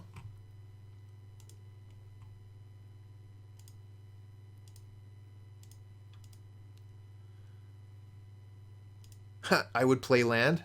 I think you're right on that one. Right on the ball. Definitely play land.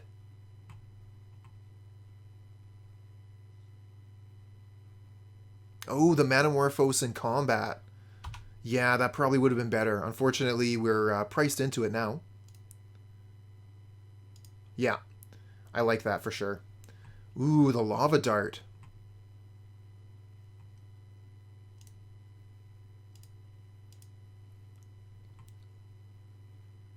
Unfortunately, we don't have any mountains, so we can't actually flash back the dart.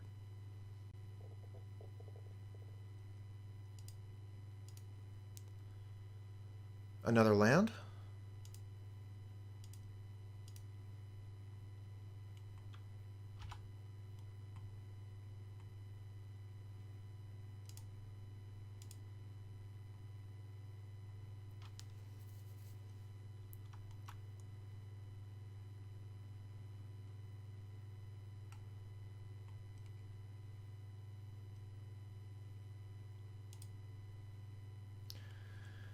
Don't know which one I'm supposed to kill.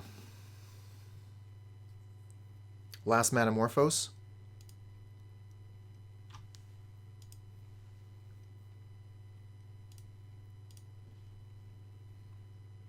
Maybe we draw Bolt. That's true. That's very true. Go red, red again.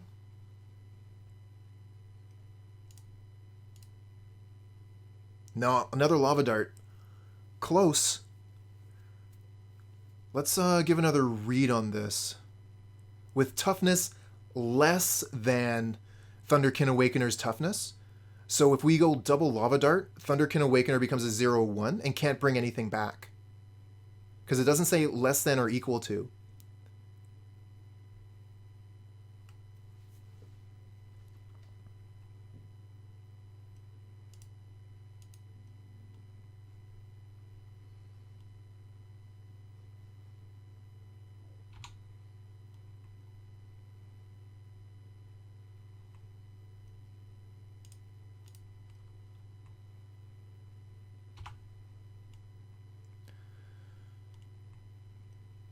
Okay, that's a turn.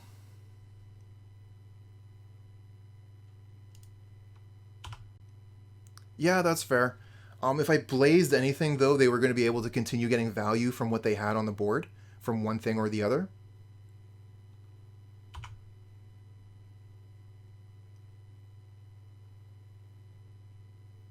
Yeah, that's fair, too. Good point there. 2-drop and 1-drop. Now we're stuck with two 2-drops in hand, so we're not going to be able to deploy them both.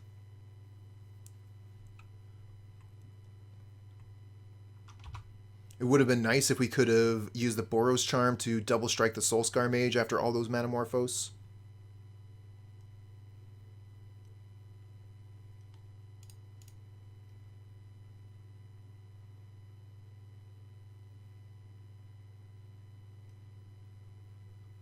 Skelemental. Discard 2 cards. Okay. We'll discard land and what? Land, maybe?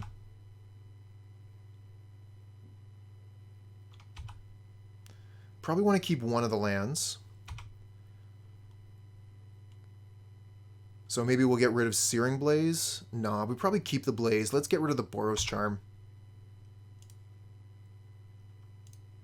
And the Wooded Foothills can actually trigger the Blaze during the opponent's turn, which is nice.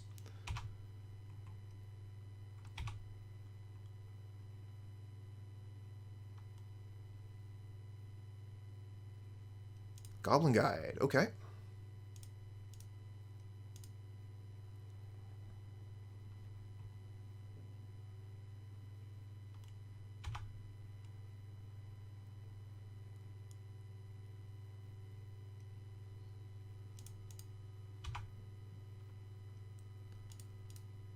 Alright, what does the opponent have on top? Aether Vial first. Oh, Voice of Resurgence? Oh, that card's a jerk.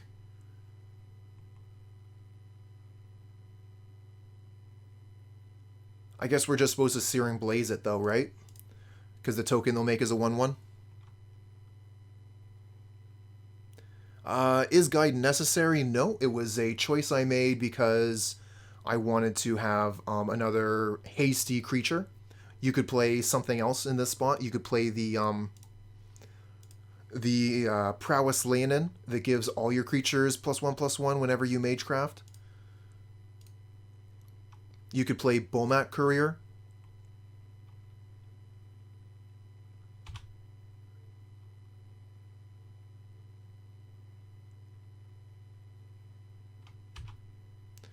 So we can actually get rid of this thing too with a Lava Dart. Get some more damage in.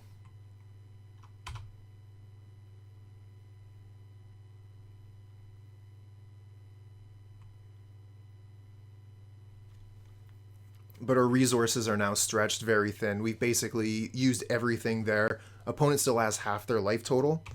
And our board isn't that impressive compared to their 5 cards in hand this turn. We're probably going to another game. But we'll be on the play for game 3. And we'll do a little better. Ooh, that's actually really good. They can attack with that and bring in the Skelemental. That's lethal, I think.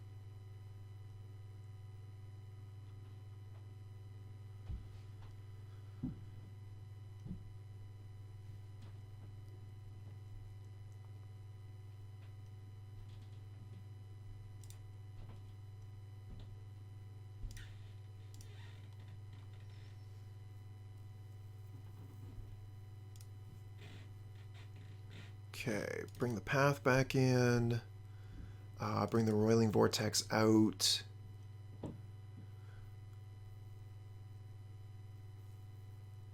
Not a huge fan of Smash here, but if I had the new card that destroys artifacts or enchantments or deals 3 damage to a creature or planeswalker, I would bring that in.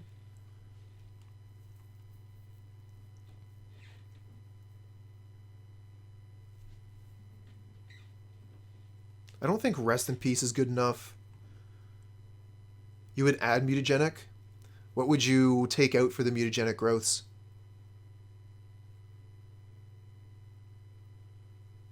Because it's only 1. What would you take out for it?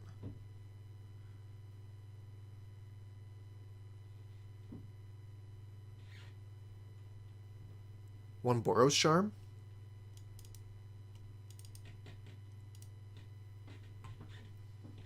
We'll give that a try. Deflecting Palm for their hasty dude would be interesting, for sure. Definitely would have liked that last game being on the draw. That would have been quite nice. One land hand, but we have the Lumimancer with Lava Dart. We don't have any mountains. We're going to keep this. Cross our fingers, we draw land.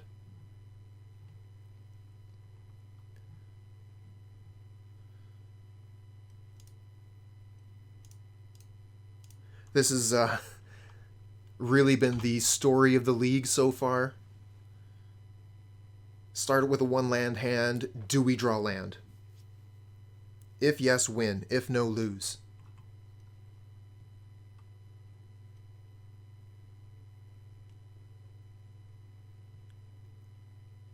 $19.19. I'm thinking that it should go up to 20 though, for sure. Alright, we can Lava Dart that out of the way.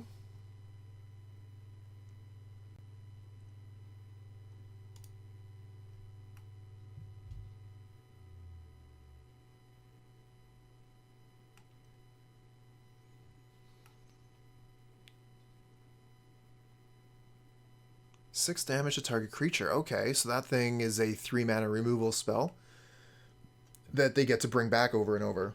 That's cool. Land. Let's go. Damn.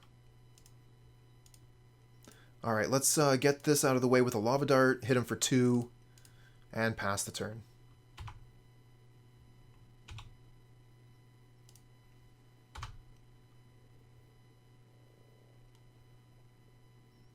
If we get Mountain, this hand is nuts.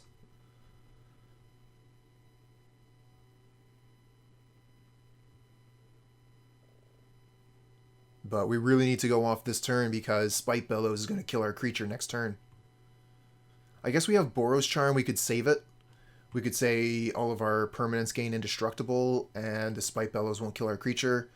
But then we're not doing damage. I would much rather draw land, use our resources here, do them a bunch of damage, and then Boros Charm for 4 later. Lumimancer has been incredible. Oh no. They just have the Shriekmaw. So bye-bye critter. Too bad.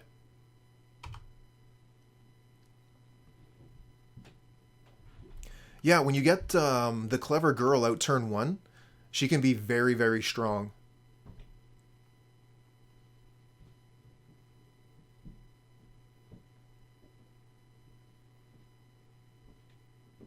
Swiftspear. We have a replacement.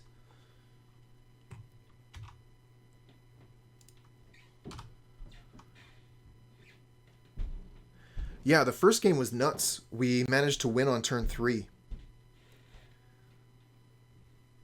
We got our creatures down quick. We had played land every turn. And we were on the play. I think we would have been fine here if we had just been on the play, or if we had just drawn land. Risen Reef. Yeah, we'll kill that on our turn with a Lava Dart.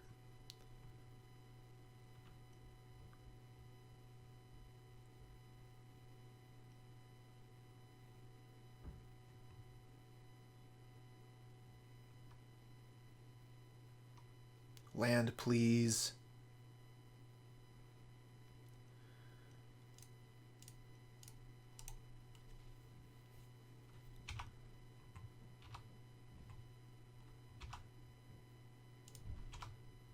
Alright, get some damage in there. This is 10 damage here in hand. So, I mean, like, the creatures are putting those points in, which is important. We actually almost have lethal, but we need to actually deploy the spells, so we'll see what happens.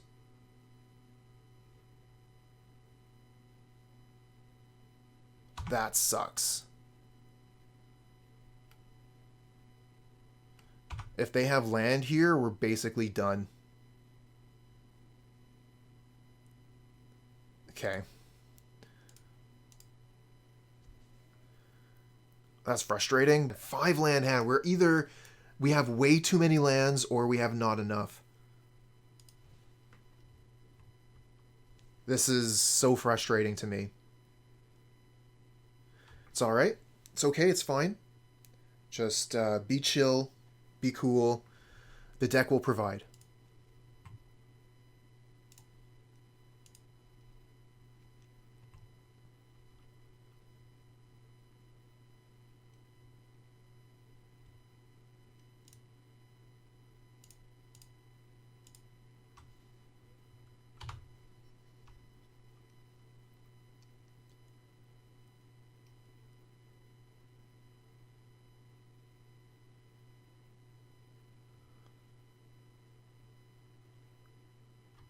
Mishra's Bauble, Luris, Bloodstained Mire. So this is probably this is probably Jund. You don't need to do the Mishra's Bauble thing during my upkeep, opponent. I don't play black mana. I'm not going to Thoughtseize you. You should do that on your turn so you get the extra chance to draw push.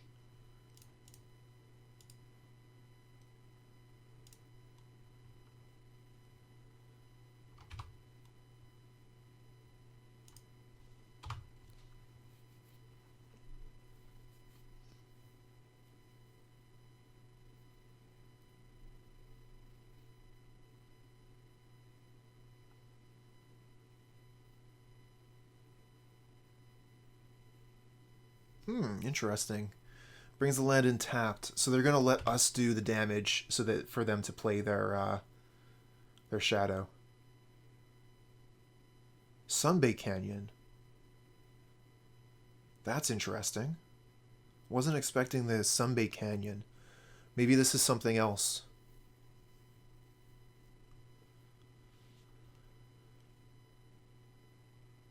Mardu Pyromancer, probably.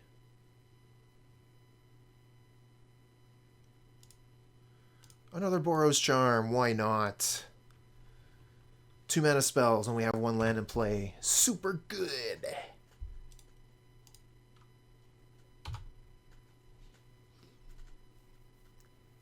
That's right, deal with this kind of pressure.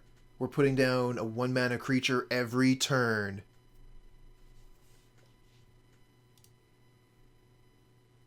So they have a Soul-Scar Mage of their own on top.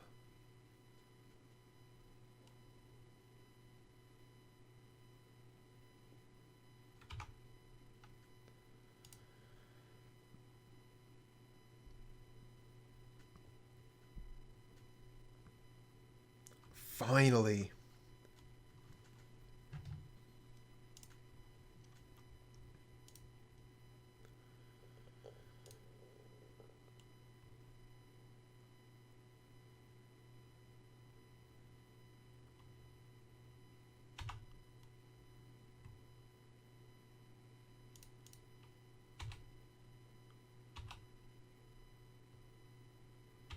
They get to draw Arid Mesa. Okay, they do have a block here. Let's go with the Boros Charm.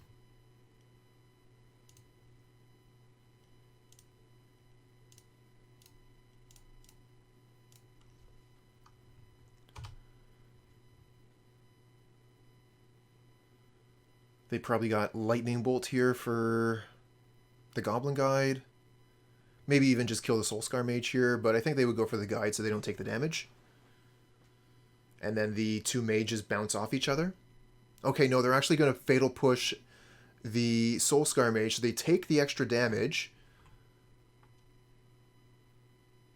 Do I already have a Lava Dart? I do not. Don't have the Lava Dart in the graveyard yet. Gotta get this one out of my hand.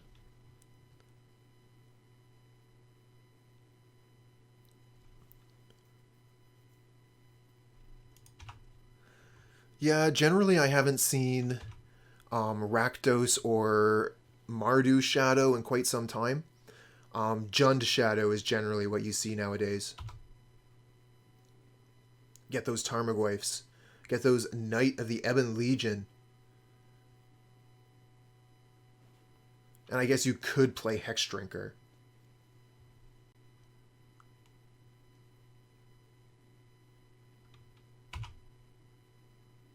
Smash.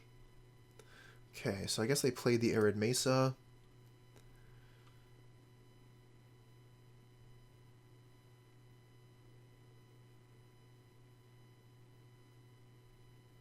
Path. Okay. So we can save that for Shadow.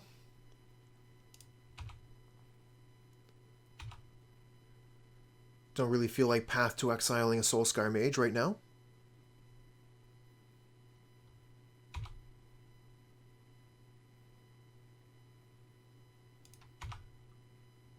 Yeah, the meta shifts pretty quickly.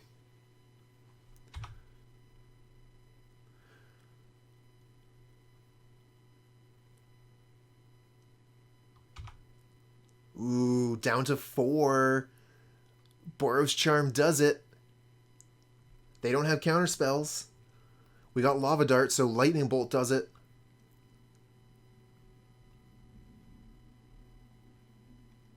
Got a lot of draws off the top that do it. Heck, if... okay, Scourge, so we got the Path to Exile for that. Hopefully they attack here. And then maybe we can just kill them with Path Dart. Okay, they are attacking. Good.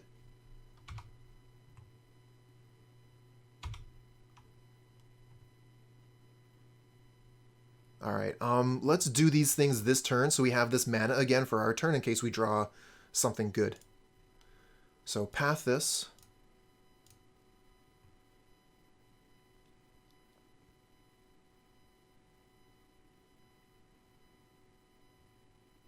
Oh yeah, impressions of the Knight of the Ebon Legion. I really enjoyed the card a lot. Okay, opponent concedes. Nice. So yeah, Knight of the Ebon Legion, huge fan of the card. It seems like the community is agreeing with that, just from looking at how the price of the card has actually been going up quite a bit since I played that league.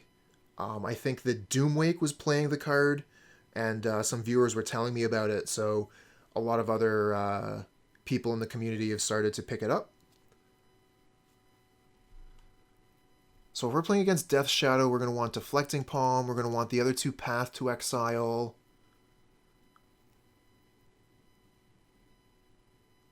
Oh, nice. Foil playset of the card. Well, keep an eye on the price tag. You might be enticed to sell them at some point.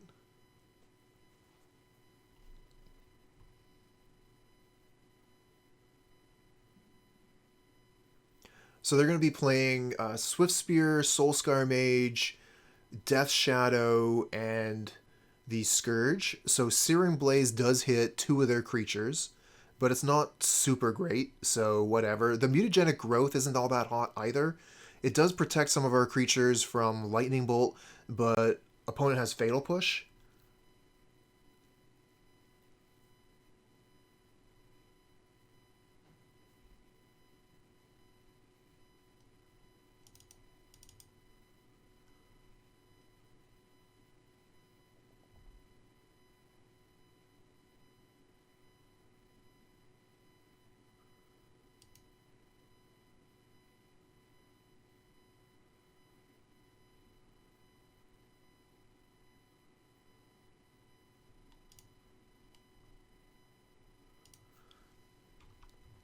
What do we got here? We got a ton of lands again. So we got the double Goblin Guide start with a path. I would like this so much more if one of these lands were a draw land. I'm just getting so frustrated with these 1-land keeps. I actually kept a 4-land hand. What's even going on? Draw land off the top, I dare you. Damn it, deck. Black Huck, good question. I do not know the answer. That is why we are playing it. I want to find out, is it better? It has the potential to go faster than burn. We can absolutely win on turn 3. It also has the potential to be disrupted easier than burn, since we're playing fewer burn spells and more creatures. That means that removal is going to hit us all the harder.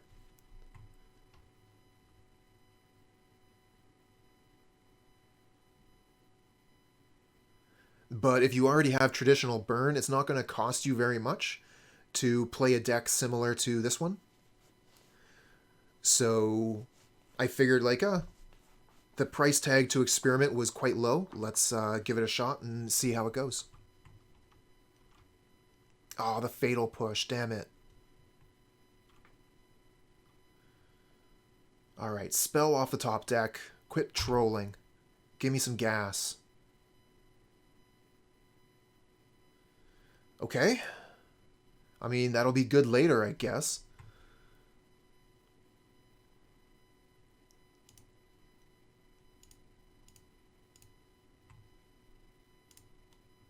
It's all good. It's fine. It's totally fine. 5 lands, no problem.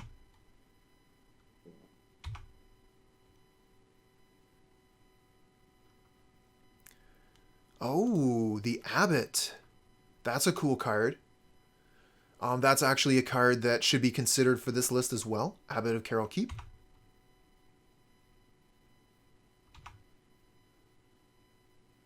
Bye-bye Croxa. Bye-bye forever.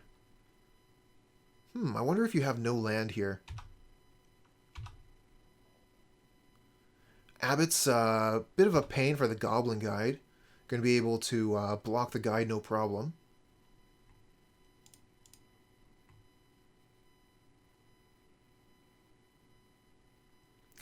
So, Black Huck, it's one of the cool things about building decks that are very similar to other decks that you own is that it costs less, right?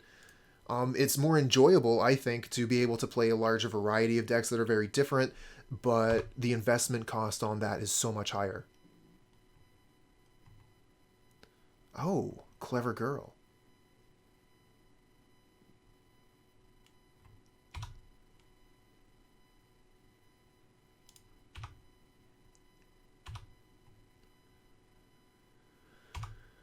They got a lightning bolt on top? Oh, that sucks. That's just going to destroy the Lumimancer. Well, we have Lurrus to buy it back eventually. Let's put it out.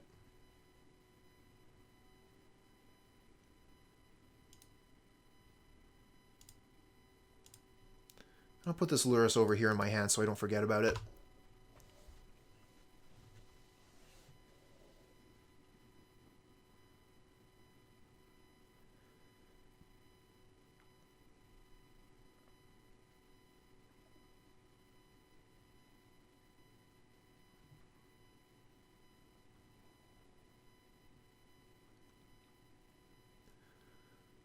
Alright, opponent.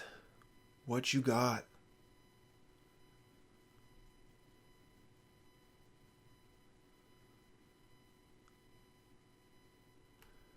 Target player sacrifices a creature, plus they have the lightning bolt.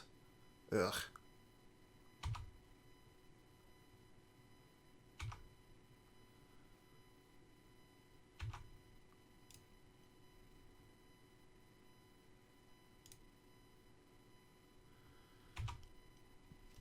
Burn is always a solid choice. So let's see here. Lumimancer becomes a 2/3, so we could path to exile the Swiftspear, trade with the Abbot, and then all their things are dead.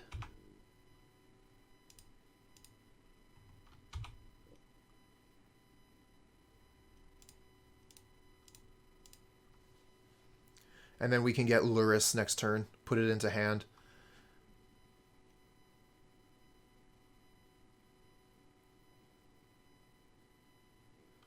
I suppose they could, like, bolt the Lumimancer, so what? We still prevent all the damage. That lightning bolt for the Lurrus, though, that's pretty dangerous. We're going to have to keep that in mind. So when we play the Lurrus, we'll have to make sure we play the Lumimancer as well. Okay, so they're going to save the Abbot by lightning bolting our face. That's actually good for us. It means that they don't have lightning bolt for Lurrus anymore.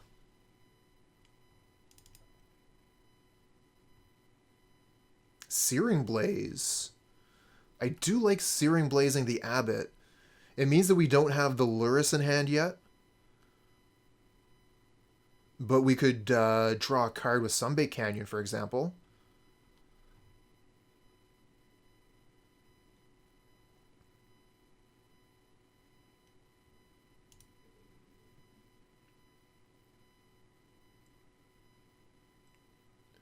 Burn and Ho, thanks for the follow, friend. Draw and Blaze. Definitely blazing. Oh, hold on, I gotta do a banning here. Get out of here. Freezing, what's going on? Ban you. Okay. So we played a land, we can use this to draw a card if we want. During the opponent's turn. We probably will, because we'll have 3/4 mana left over, which means we'll still have access to Path and put Lurrus into hand. Ooh, that's a good one from the opponent.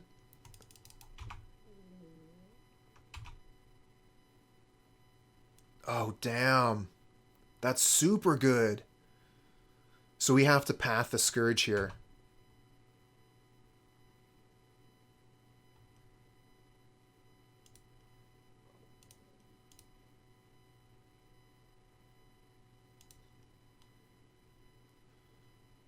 Incinerate the opposition.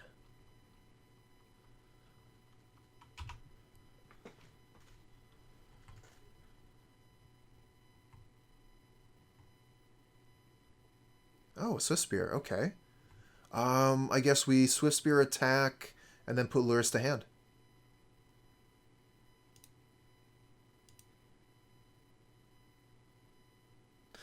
I don't know. Don't know off the top of my head what Poet's Quill does, to be honest.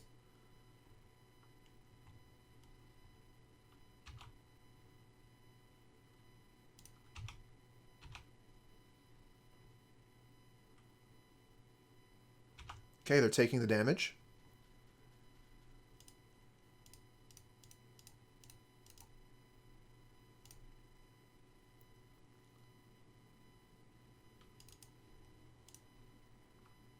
And we'll pass.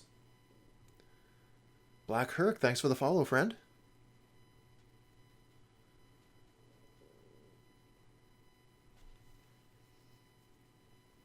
Ooh, the Seal of Fire. Good one. Sadistic Sage, thanks for the follow, friend.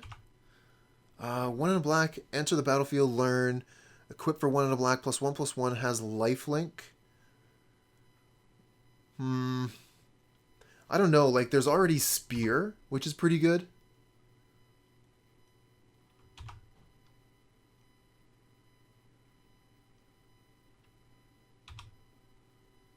If you're going for that kind of, like, lifelink effect on an equipment, I really like the Spear from Hammer Time.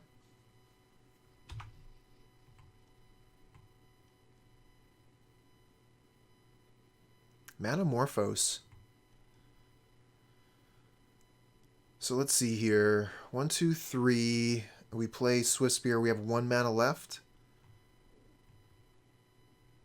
Maybe we play Goblin Guide because it blocks Abbott the best.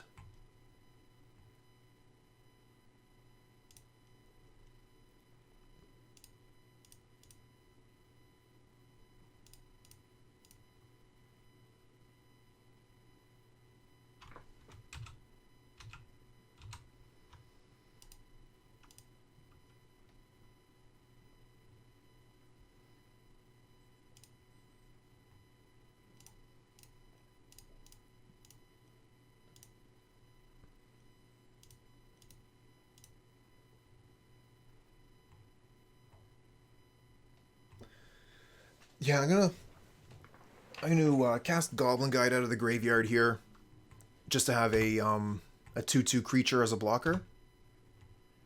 And if we get to keep the Lurrus for another turn, then we'll start looking at what else we can get out of it. But right now, I'm in Stem the Bleeding mode. Let's try and live, not die, that kind of thing.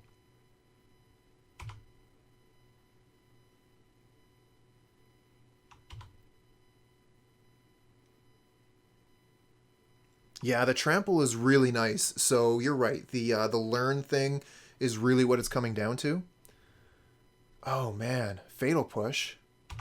And yeah, they had the Sunbaked Canyon leave the battlefield this turn. Bye-bye Lurrus.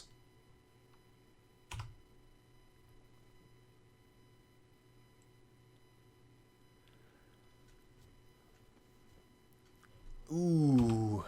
and Cling to Dust to gain 3 life. And they're going to be able to continue to cling. That's brutal. Opponent might have this game, chat. Being able to continuously gain that life is really nice for them. But I can kill the Abbot if it attacks.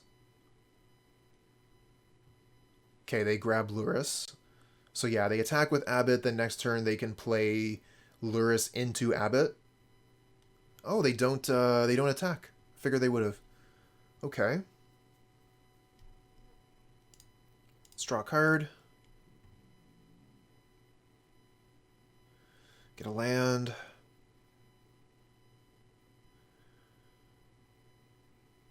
Ah, man, this is so awkward. I really don't think we can win anymore.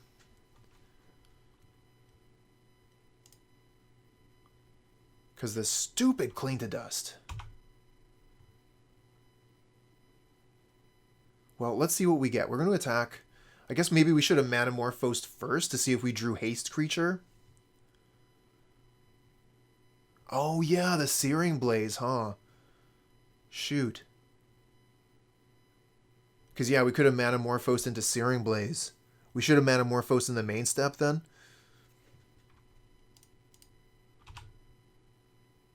Alright, let's see if they block.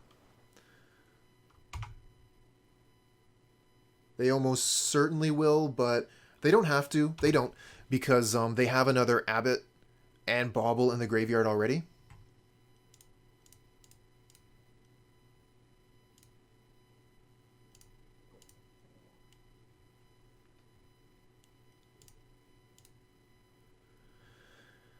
Womp womp. Just land.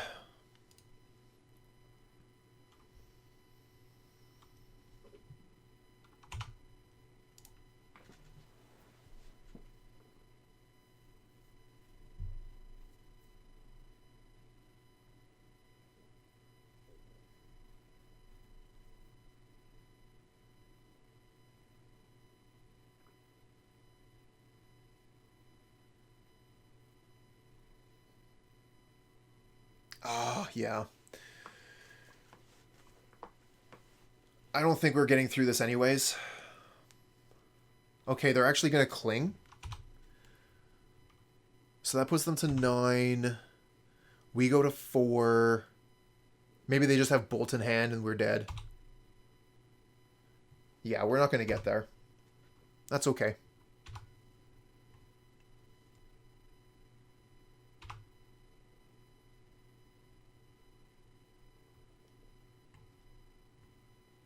Oh. Deflecting Palm, you say?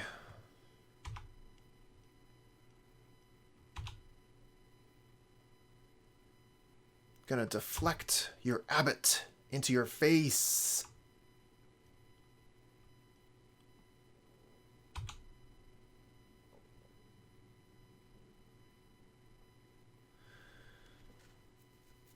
What you got? So they should be able to kill us with what they have. They can lure us the Seal of Fire back. So they have Lightning Bolt, Seal of Fire, plus Abbot.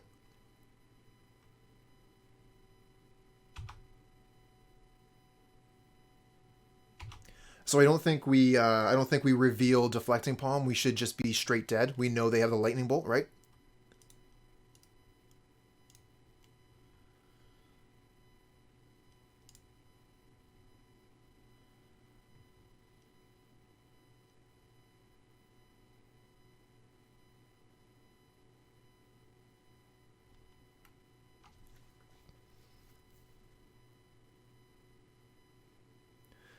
What if we brought in the Firewalkers?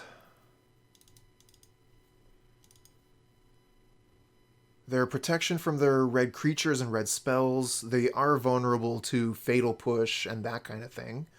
But we're also gaining life, which is good against Scourge.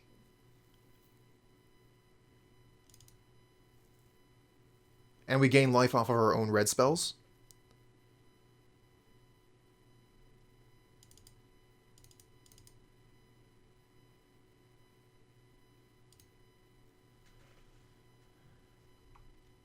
You would add the one Searing Blaze as well. I mean, we still have the 2 in the deck, so split the difference, I guess. Yeah, the path weren't all that great. I'm just so terrified of the black creatures in their list. Dragon's Claw on a dude. 1 land hand, perfect. Okay, here we go. We got a 2 land hand. Let's go. Keep this. Get rid of what? The Lava Dart and Boros Charm are super good with the Lumimancer. So maybe we just get rid of Goblin Guide. If we remove the Charm, then Lumimancer doesn't attack very well.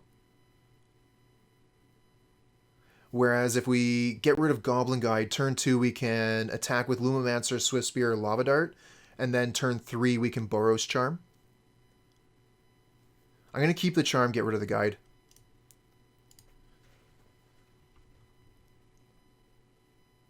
Yeah, that's fair too. Maximum creatures because they have so much removal. Good point.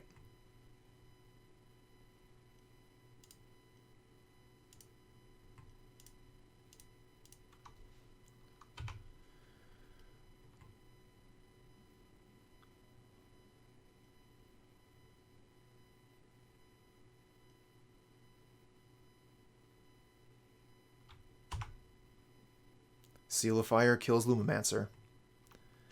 So many removals.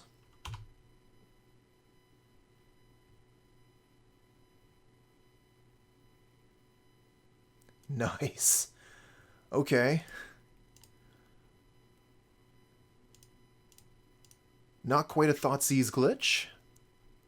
Let's attack in with 2 1-drops. Cling to Dust. Brutal. That was a pretty good card last game.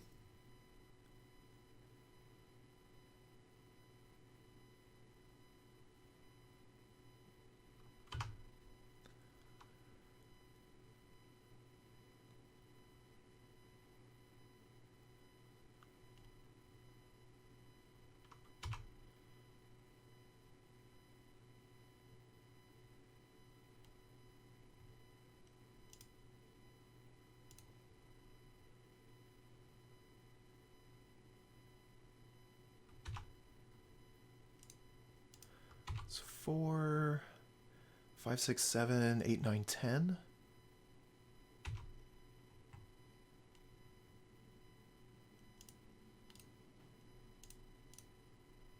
We're not going to sacrifice a land here, but we are going to get the 2 Prowess triggers from the Lava Dart. So we can get maximum damage in this turn. Or nearly maximum damage. We're leaving 3 on the table so we can get the Boros Charm out of our hand next turn.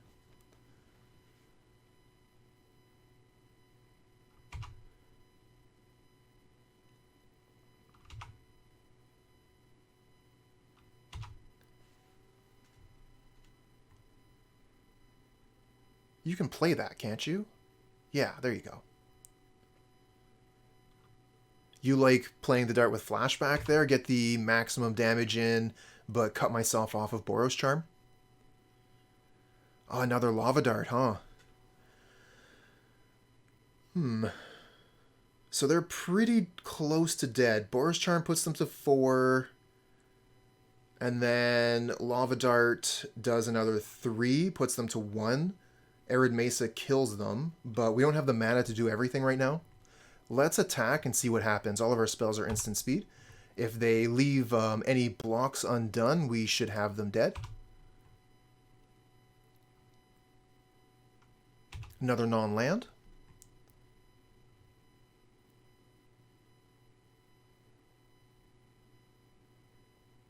Okay. Those are some blocks. I guess we'll just Boros Charm them.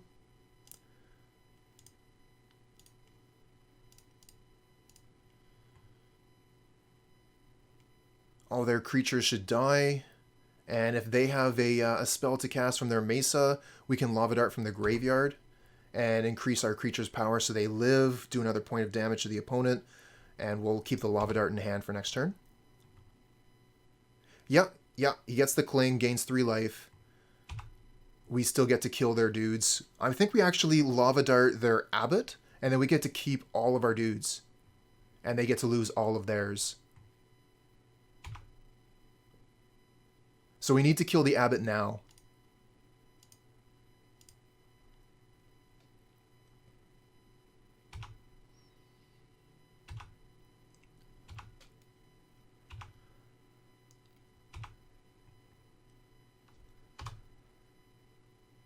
Not bad.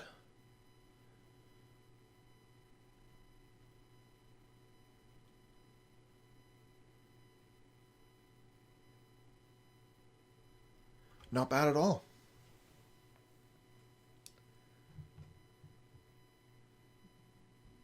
Scourge. That's a good start. 1 mana left. I think we have this guaranteed. They don't have black mana to cling from hand. They could have Path, but we still do 4. This should be death.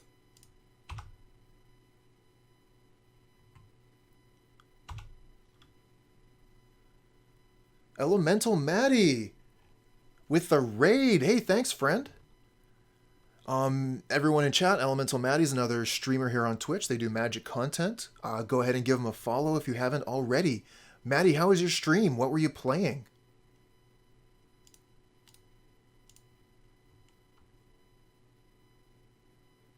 Oh, no kidding.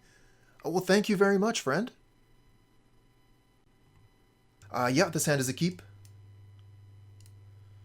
Imagine if we could get these 2 Lumimancers to connect turn 3 with Mutagenic Growth and Boros Charm. That would be sweet.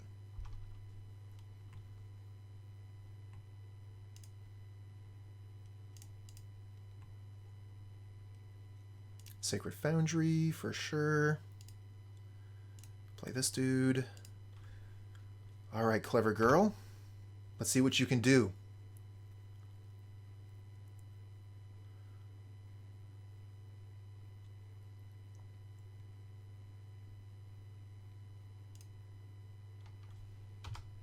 Why has no one abused Glass Casket with Urza yet? Good question. Glass Casket seems like it would be pretty good against a lot of the creatures that exist in the format. Okay, we're playing against Hammer Time. Hammer Time has a turn 2 win, but they have to play Sigarda's Aid turn 1.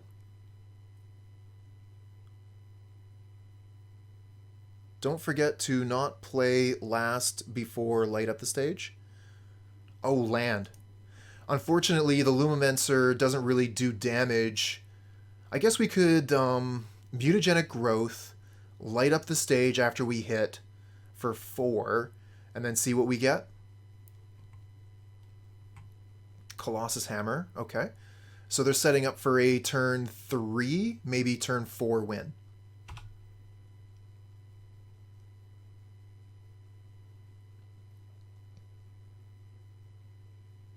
Goblin Guide. This is interesting.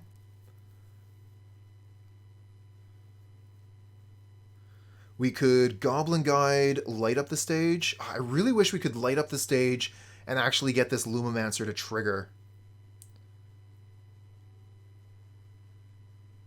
This is such an awkward card. I think that we're probably better off removing this and putting something else in the slot. It seems really great when we have Lava Dart, but it's so awkward in this hand. Maybe we just play Goblin Guide, Lumimancer, and then set up for next turn.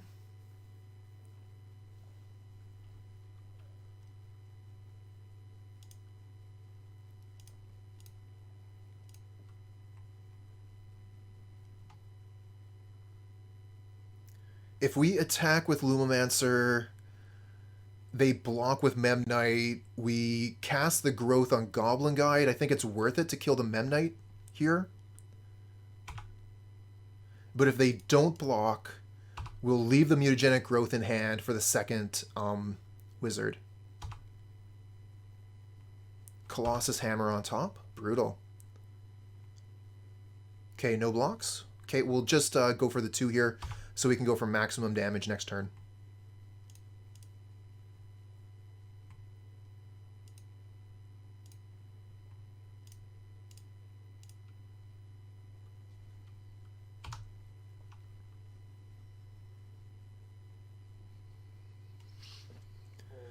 So let's see here. Mutagenic Growth and Boros Charm. So that's... each of these goes to 4. This one goes to 6.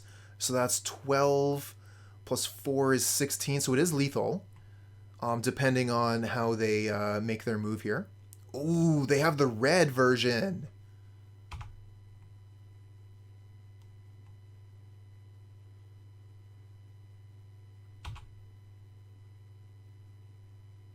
If they attack, they lose.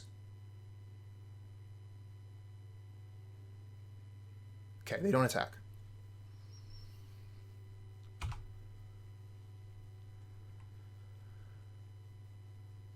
Get land. Unfortunately, we cannot light up the stage unless we Boros Charm them. And then what really does that get us? Not too much. So let's see here. They block one of the Lumimancers, okay? So we Mutagenic Growth the other one. Boros Charm double strike it. So that's 6 is 12.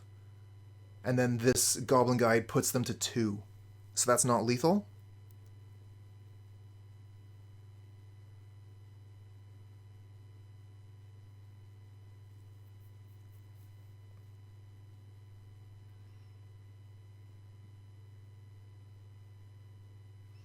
We could double strike whatever they block and kill their Memnite. If they have another Magnetic Theft and land, we're dead, but we're dead to that regardless. It's an 11/11, so we'll trade. We'll get my Lumimancer up to a 6/7 double strike, and they trade. And that's only if they block a Lumimancer, which they should.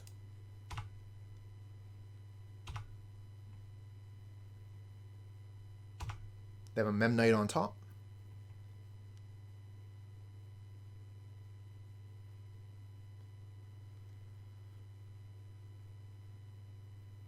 I guess we could have just attacked with the 2 Lumimancers, dealt maximum damage, held the Goblin Guide back, blocked with Goblin Guide, and then killed them next turn.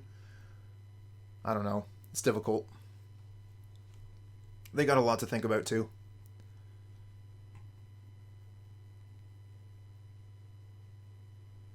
Stupid Magnetic Theft. Okay, so they do block Lumimancer.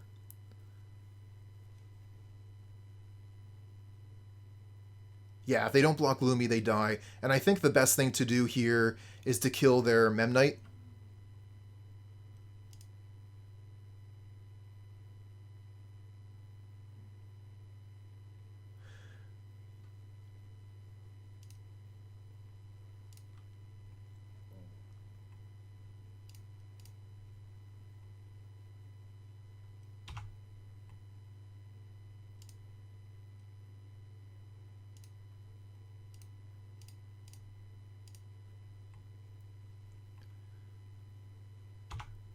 And we get to light up the stage.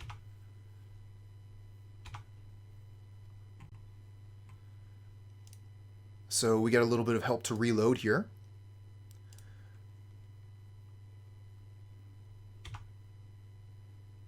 We got a Lava Dart on top, very nice. So opponent could absolutely kill us here, like I was saying. All they need is land plus Magnetic Theft, and we die.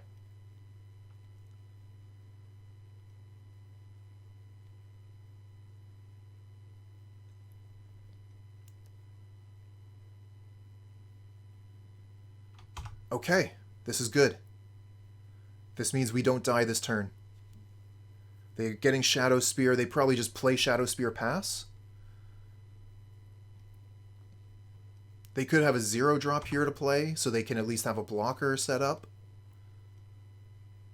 Yep, okay. We can kill that with a Lava Dart. No, okay, they can... Okay, this costs 2 to equip. Good, good, good, good. We're fine.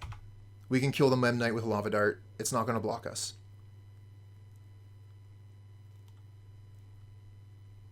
Path. Okay, we can path the Memnite. It's not going to block us.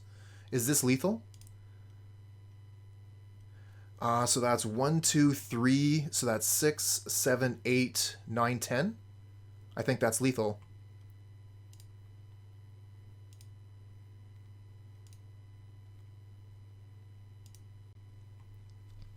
We also have draw a card, I guess, to try and look for Muta. But yeah, this should be GG.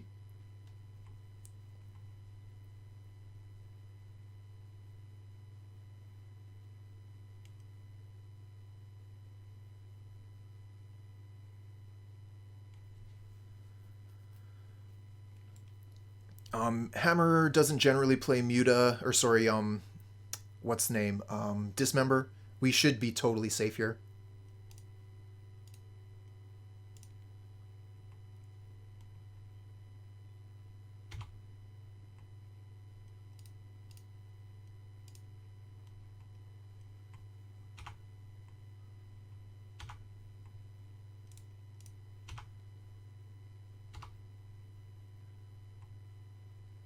It's true. Now we get in for Xaxes.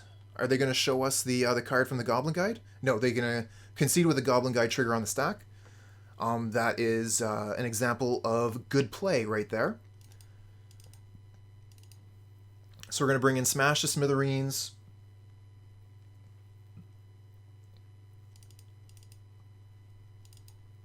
We're going to bring in Path.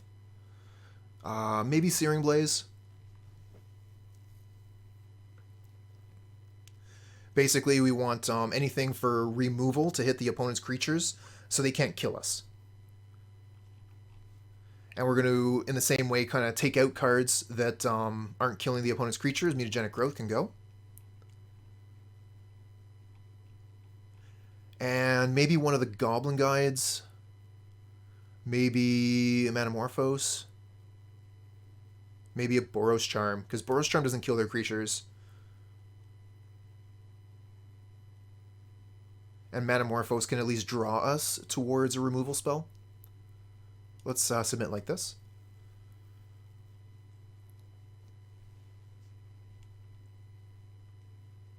Does Infect work on them through Palm?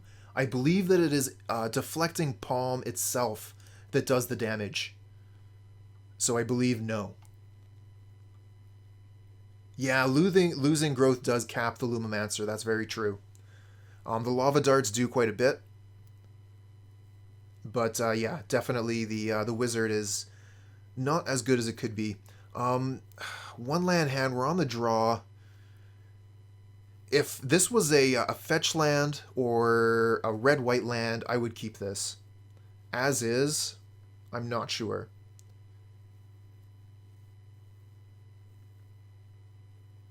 What do we think, chat? We got lava darts to be able to kill their dudes, so most of their creatures won't be able to carry a hammer. We're on the draw, yes. Our opponent is also mulliganed. We got one keep, one mull. We got two keeps, a mull.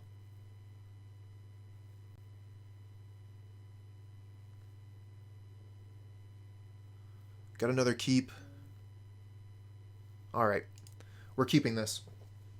This is game 2. We're on the draw. Keeping the one land hand. Yeah, let's see how we do. Bad hand keep? Hey, I'm an old hand at bad hand keep.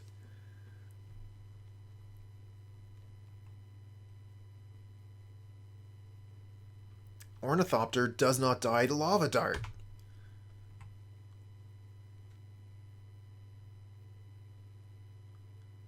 Neither does Giver of Ruins. This is ridiculous. It's almost like they know what we're playing. Get out of here.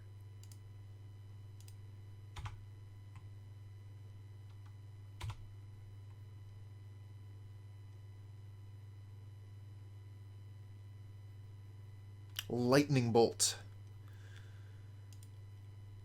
So Lightning Bolt can kill the Giver of Ruins. I think we get a Soul-Scar Mage down while we have the chance and hope we don't just die next turn. Because the Giver of Ruins would be able to protect the Ornithopter, so let's wait a turn and we can kill the Giver of Ruins and hopefully the Ornithopter as well next turn. Bolt is a pretty good top deck. And we have the Deflecting Palm, so hopefully we can... ouch. We actually don't have many answers to that one. We have this, and that's about it. She's giving runes, not ruins. I kind of feel ruined with the giver on the board. Yep, you're absolutely right. We have 4 path. So we do have a good answer to that.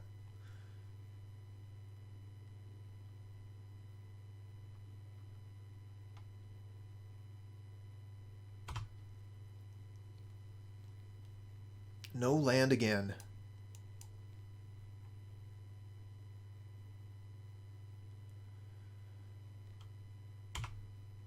Yep, that's true. Because Deflecting Palm does not target. It chooses a source. Similar to Circle of Protections. So something like Deflecting Palm doesn't care if your creature is hexproof, or if it has protection from red, or protection from everything, or protection from instants, whatever. Deflecting Palm still works.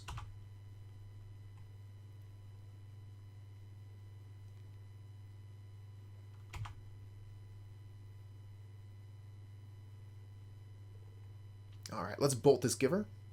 Get out of here.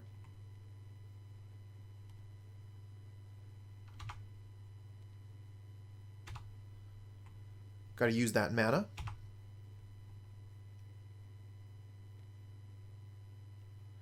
Nice.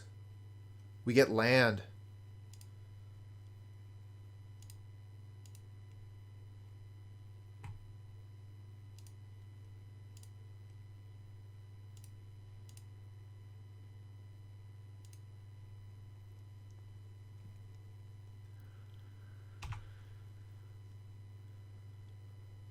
Okay, they only have 1 card in hand. I kind of feel safe taking my guard down this turn. I don't think they're going to be able to kill us with Nexus. They need exactly 2 cards. They need Hammer and Magnetic Theft to kill us with the Inkmoth Nexus.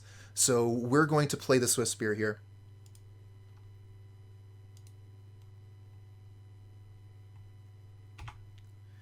We could attack all, but it basically does nothing. I should have waited to play the Lumimancer. Play the Swiftspear, attack all, then I could get 1 damage in. And then play Lumimancer. So they should be at 20 here. There's no way they would have blocked with the Ornithopter and lost it.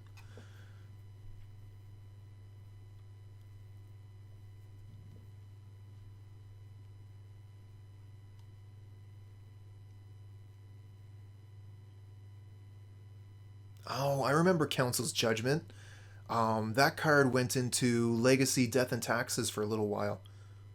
I don't know if it's still being played in that deck. I haven't really looked at that deck since the Walking Dead cards came out, but I hear that Rick Grimes found a new home. Any fans of the Walking Dead comic book in the chat?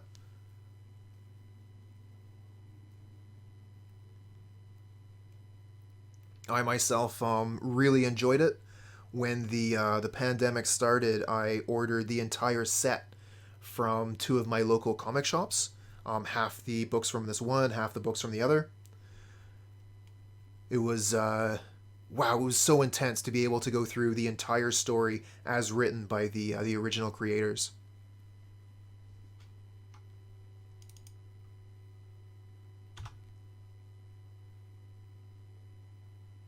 Oh, answers a True Name Nemesis. Very cool.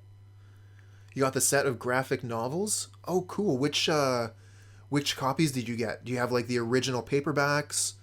I ended up splurging for the hardcover set. It's like 16 volumes.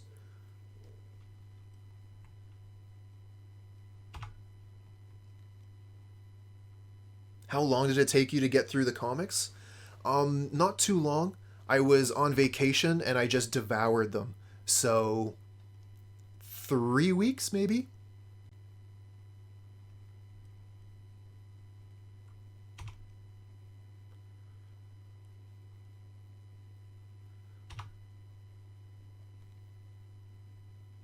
Oh, you got the omnibus collections. Very nice. Very efficient. Do those ones, do they include the collection of the covers? Because the covers of The Walking Dead were gorgeous.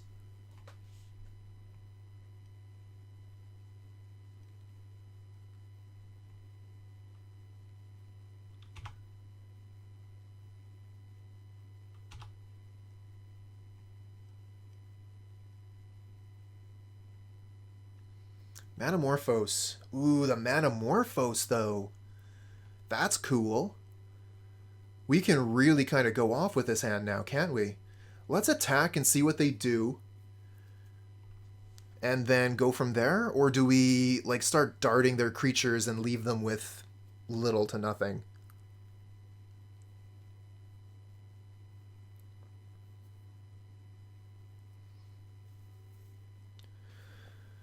Having so many blockers is a bit of an issue. We can do 4 damage total with the Lava Darts, which kills Pure Steel but not the Ornithopter. Kind of want to keep something back to kill Nexus if we have to.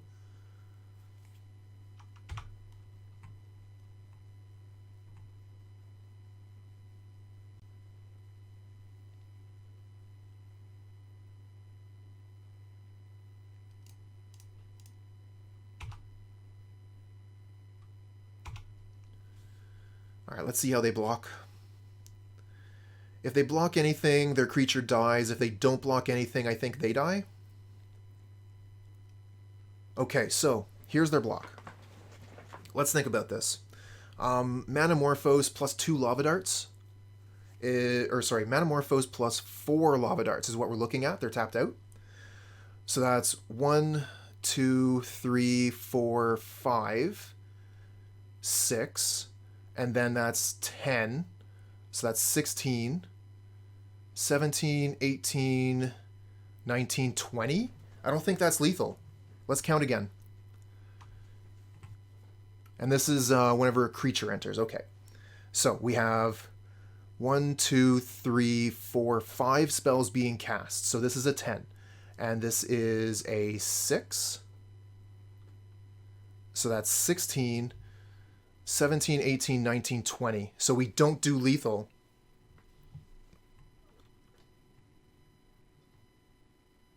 And if we go in on the Manamorphose here, we don't have anything in case they try and kill us with like some kind of hammer trick.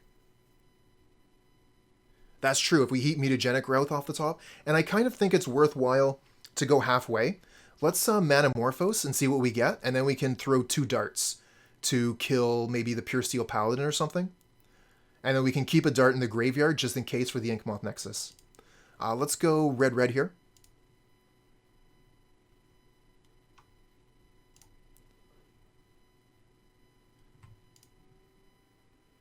And see what we draw. I'm not sure that Bolt is actually more damage than a dart. I think dart is actually more damage because we get double prowess triggers out of it.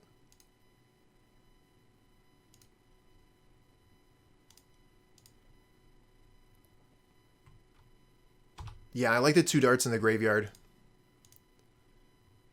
Soul-Scar Mage is no good. Okay, so we can kill the Pure Steel Paladin. I think that's probably our best option. And then we get to keep one of our darts for Inkmoth Nexus. They don't really get to move things around anymore.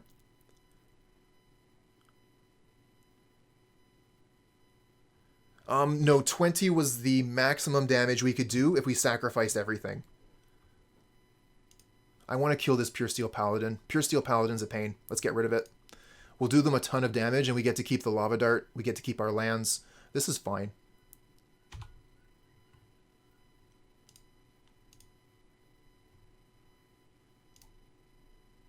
Alright, we'll pass here like this.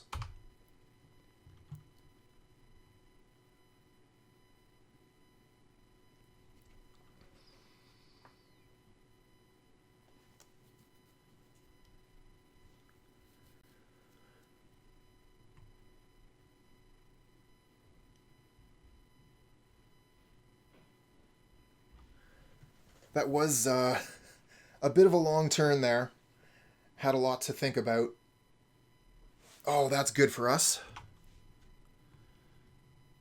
Tapping the Inkmoth Nexus to draw a card means we're not dying this turn. Another champion is pretty good, but champions don't block Luminators.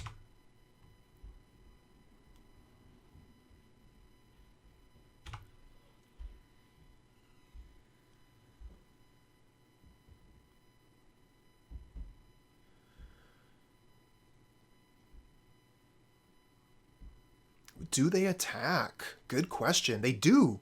Okay, Ornithopter coming in. They'll gain 1 life. Yeah, we'll see what we have here. Because, I mean, Dart is going to be more damage than Deflecting Palm, but if we draw land, we can Deflecting Palm, get that extra Prowess trigger.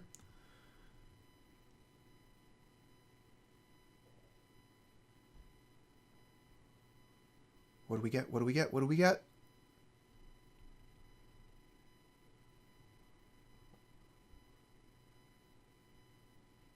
Goblin Guide. Okay, so we could play the Goblin Guide. They gain 2 life, but we get an extra attacker. So the Goblin Guide basically evens out on life.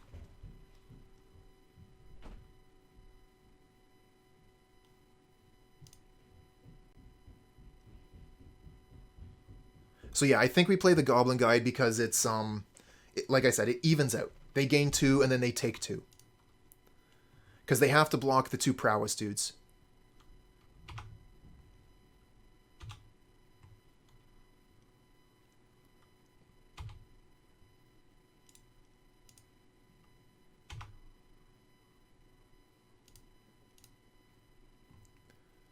Oreo, another champion on top of the deck. Damn it.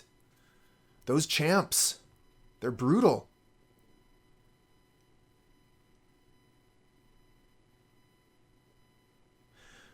Okay, so let's see here. We can cast 3 Lava Darts total. So that's 3 times 2 is 6, is 9, 10, 11. Not lethal, not worth doing. Maybe we Lava Dart the Ornithopter so they stop gaining life? Oh, hey, that is pretty nice.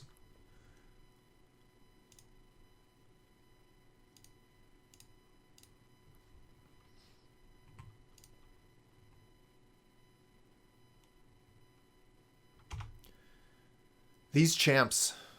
Ugh. Such a pain. Such a pain.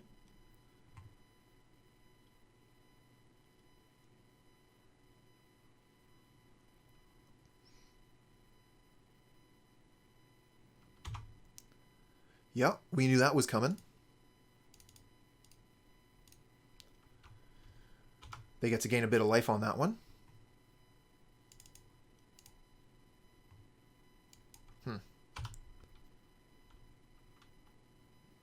Yeah, absolutely they might. So we're going to have to increase our play speed here if we're going to want to win game 3. Path. Oh, we get a path? We can get rid of one of these champs? Plus trigger our Luminarch? Why not, huh? Let's get rid of one of these champs.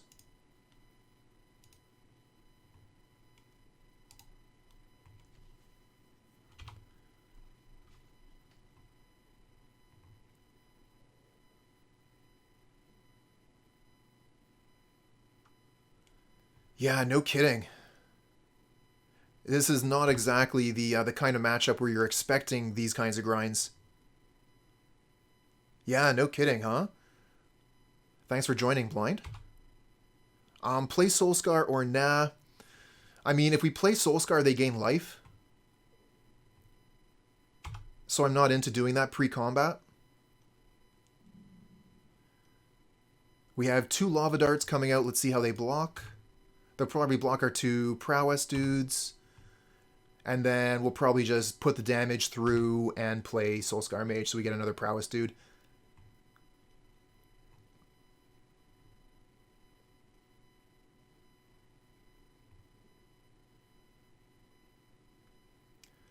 So let's see here. 2 Lava Darts would be 4 more on this. So 6, 7, 8, 9, 10. Put them to 4. That's not worth losing all of our lands for. We'll just do that damage like that. Play Soul-Scar Mage and pass. Deflecting Palm just been rotting in our hand the whole time. It is what it is.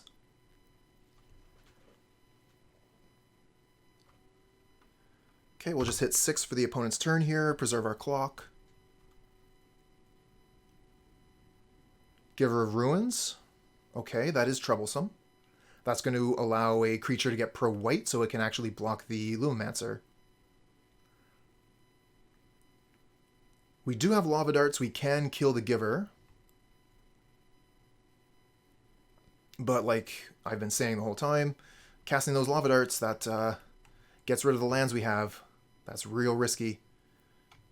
Okay, they're going to move the Shadow Spear over to the Champ, and they have Sigarda's Aid.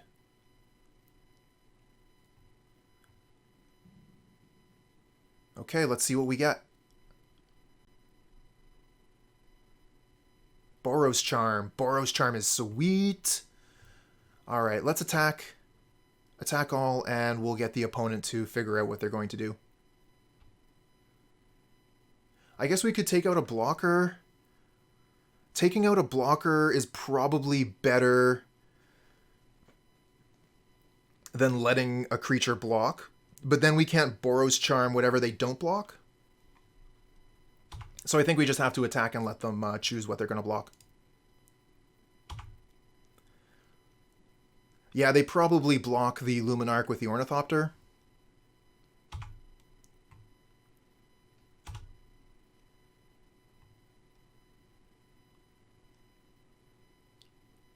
Champion blocks Goblin Guide. Other champion blocks Swiftspear.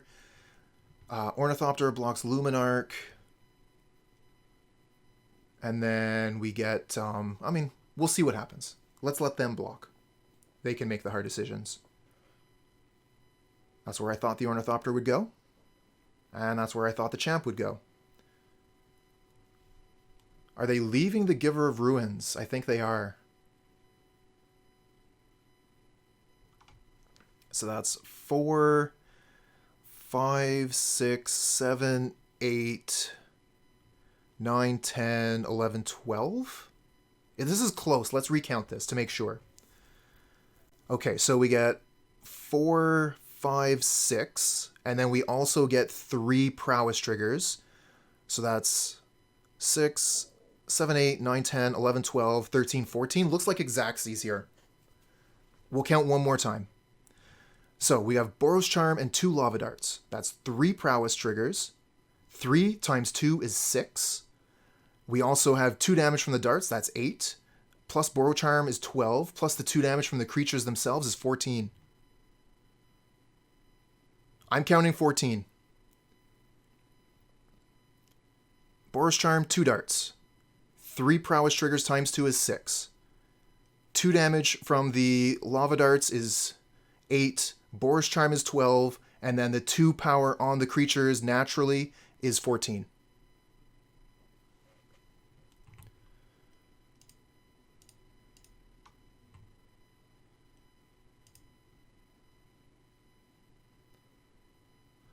One, 2, 3. So these are going to be 4, so double strike isn't worth it.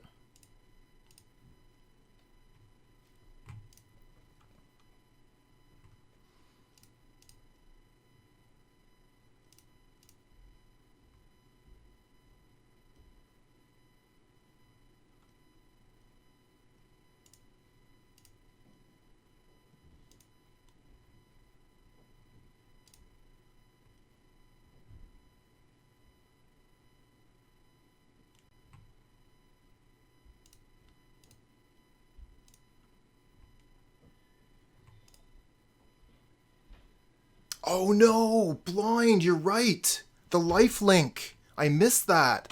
Oh no! We don't have them and we just sacrificed our board, our lands. Crap! Oh, the lifelink.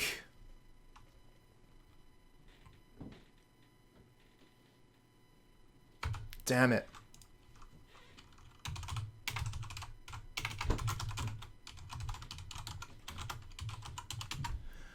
Blind, go ahead and throw an exclamation mark punt up in the chat there.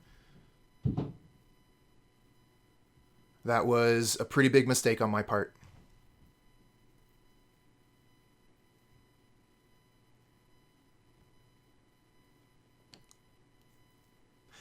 Double Strike would have done the same amount of damage. Swiftspear had gained 3, so it was at 4. 4 times 2, yeah, it would have been the same. Oh, hey, MtG bot is running again.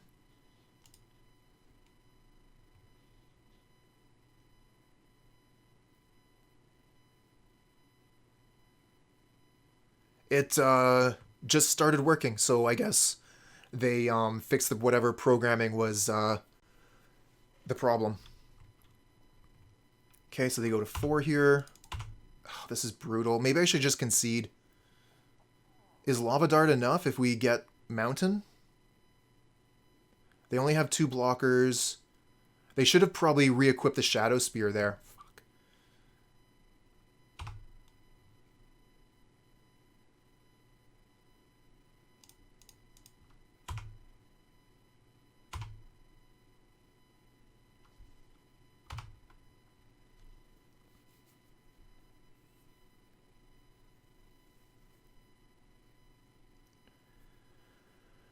Yeah, needed that mountain off the top.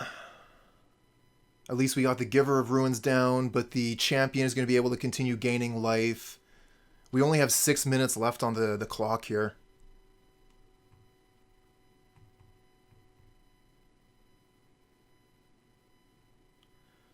We'll see what we draw this turn, but this is probably locked up here with the Shadow Spear champ.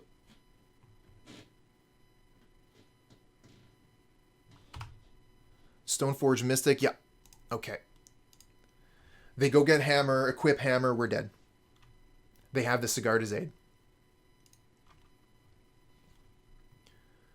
I think we just send it back again. I guess the Mutagenic Growth could be nice if we can afford to play those.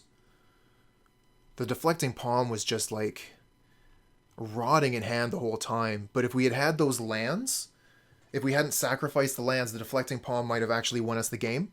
When they went in for the big hit, we would have been able to just send it back at them. I'm not sure that I even want to change anything, honestly. We could maybe take out some of the Manamorphose for the Mutagenic Growth.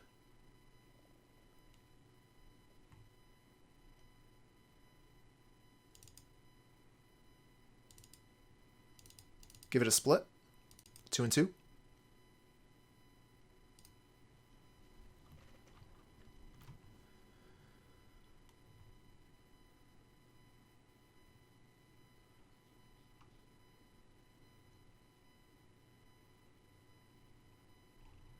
Alright, I'm going to go ahead and throw that punt up then.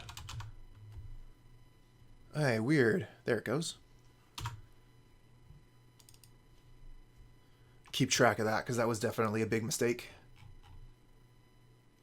Alright, let's play quick here. We got to play quick.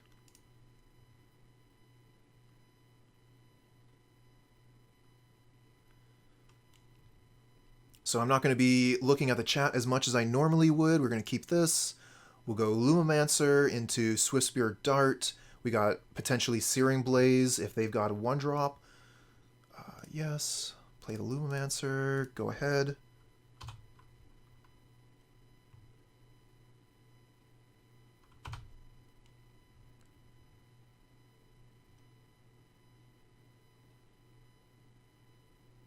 Oh, on thin ice. Okay, yeah.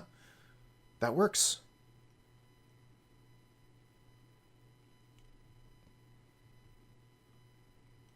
Okay, we'll play our 2 dudes. Get some damage in.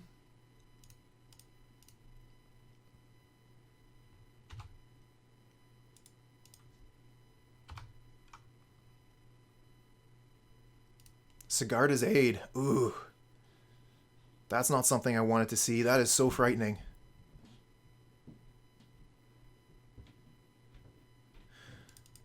Yep. Yeah, that's fair. We did spend a lot of time on it, though.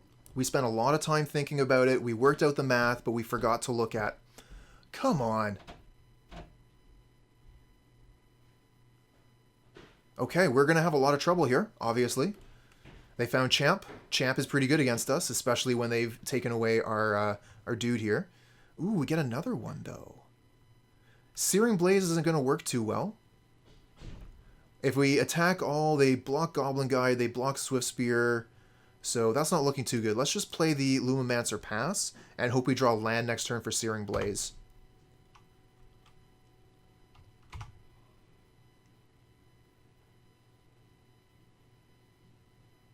Wow, 3 hours in. I did not expect this league to take so long.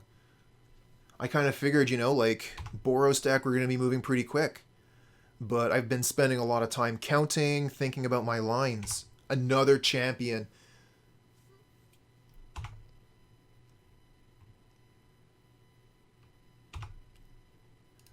Okay, opponent has my number. What can I say? We need land here to kill the Ornithopter. We need Path to kill whatever champion they put Hammer on.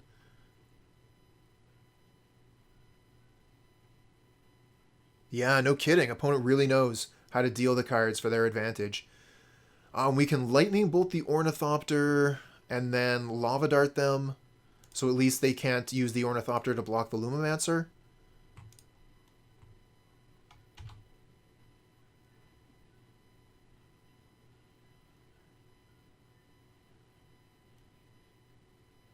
And we can leave the Lava Dart back. I mean, there's not too much choice, not too much reason to be leaving the Lava Dart back, actually. They're just going to be putting a hammer onto a champion. Is there really any point in attacking with these creatures? I guess because, like, maybe they block a Lumimancer?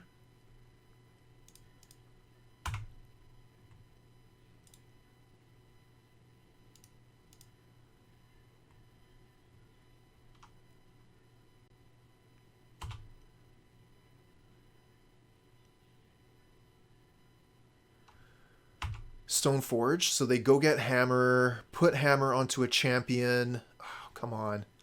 Okay, so yeah, opponent got it.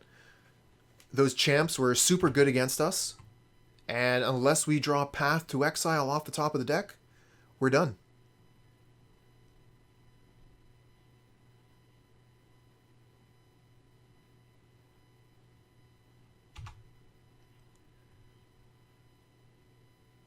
Oh, okay. So they aren't going to attack here. They're going to leave the hammer back as a blocker. Oh, the land now?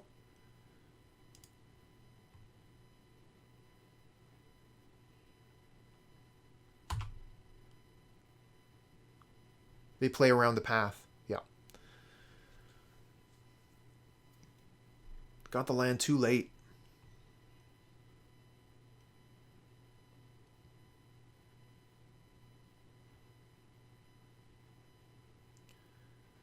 Kill Stoneforge? Why?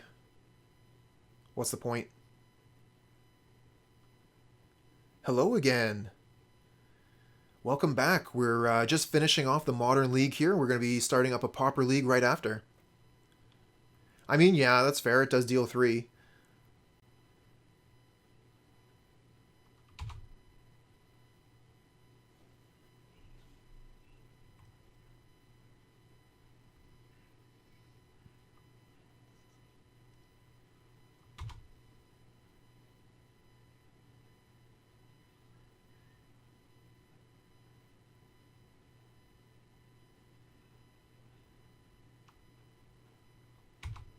Another Sigarda's Aid.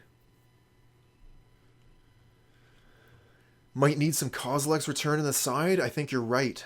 Take out the Goblin Guides, put something else in that slot, put the Kozilek's Return in. Kozilek's Return won't actually kill any of your dudes. We just need a proper replacement for the Goblin Guide.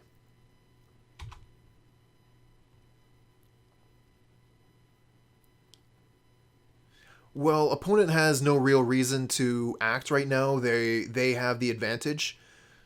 So, yeah. I think we can probably just concede here. I don't really... Actually, hold on. We could potentially draw towards... what's name?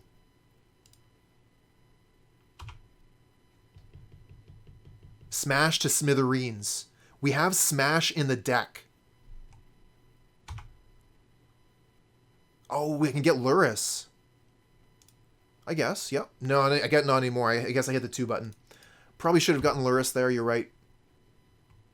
That would have turned off the Searing Blaze, not that we're doing too much with them.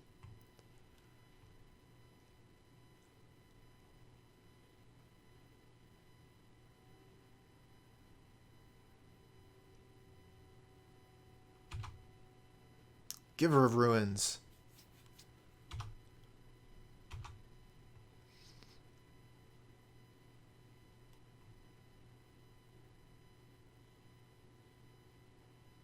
Oh, they're tapping out. Putting Luris in hand. So they have no more mana. So I guess we Searing Blaze these 2 creatures here. I guess we could do that on our turn. Oh no, damn it! Damn you! With the land, you troll.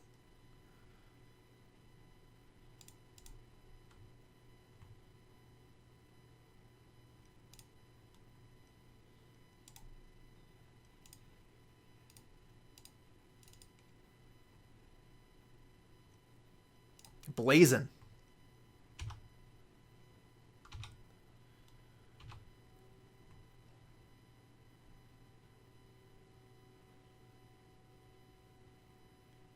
Try and save it. I dare you. The thing is, unfortunately, they have the 2 Sigarda's Aid, so even if they tried to save it and if it didn't work, they'd be able to put that onto a different creature. Oops. Boop. Boop.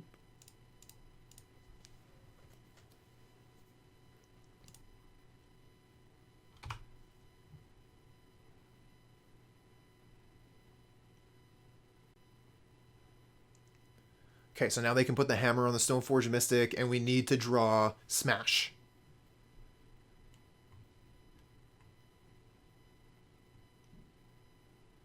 Although, they are putting the hammer on a creature we are able to block, which is kind of a big deal. If they had put it onto a champion, we would have been dead in 2 swings. Like, I don't understand why the opponent didn't just put the hammer on champ and kill us.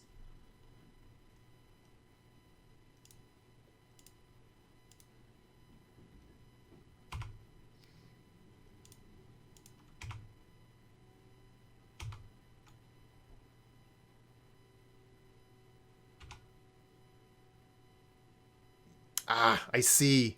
I keep on forgetting the Luris. I'm used to playing Burn and Is It Blitz? Those decks don't have Luris. When I'm playing Jund Shadow, no problem putting Luris into hand, but for some reason with this deck, I'm missing it over and over again. I just feel stupid about it now.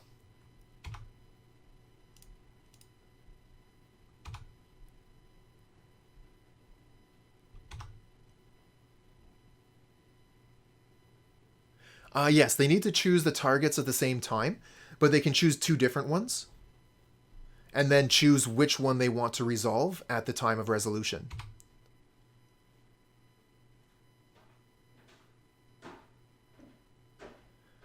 I think we can probably pick them up at this point.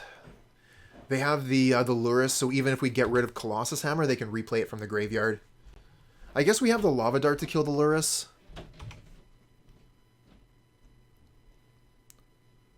Let's see what happens this turn. Let's see what we draw. But I think that that's probably GG.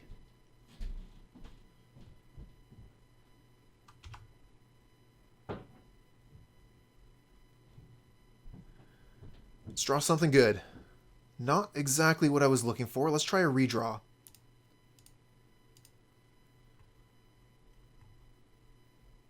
Huh. Alright, let's attack. Just going to attack with the 2 Lumimancers. Swiftspear is an easy block for them, and for me, it easily gets in front of the dude here. I think they should just throw the champion in front, sacrifice one of their champs. Nope. Okay, so we only have the 1 dart, don't we? So this is not going to be huge damage. So maybe we just kill the Lurrus.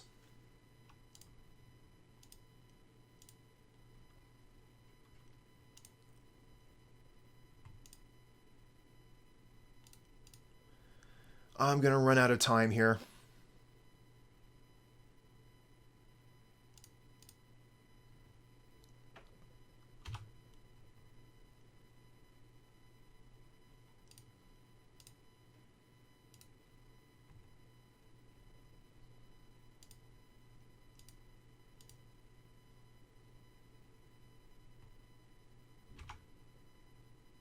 Yeah, bye-bye Lurrus. Oh, what?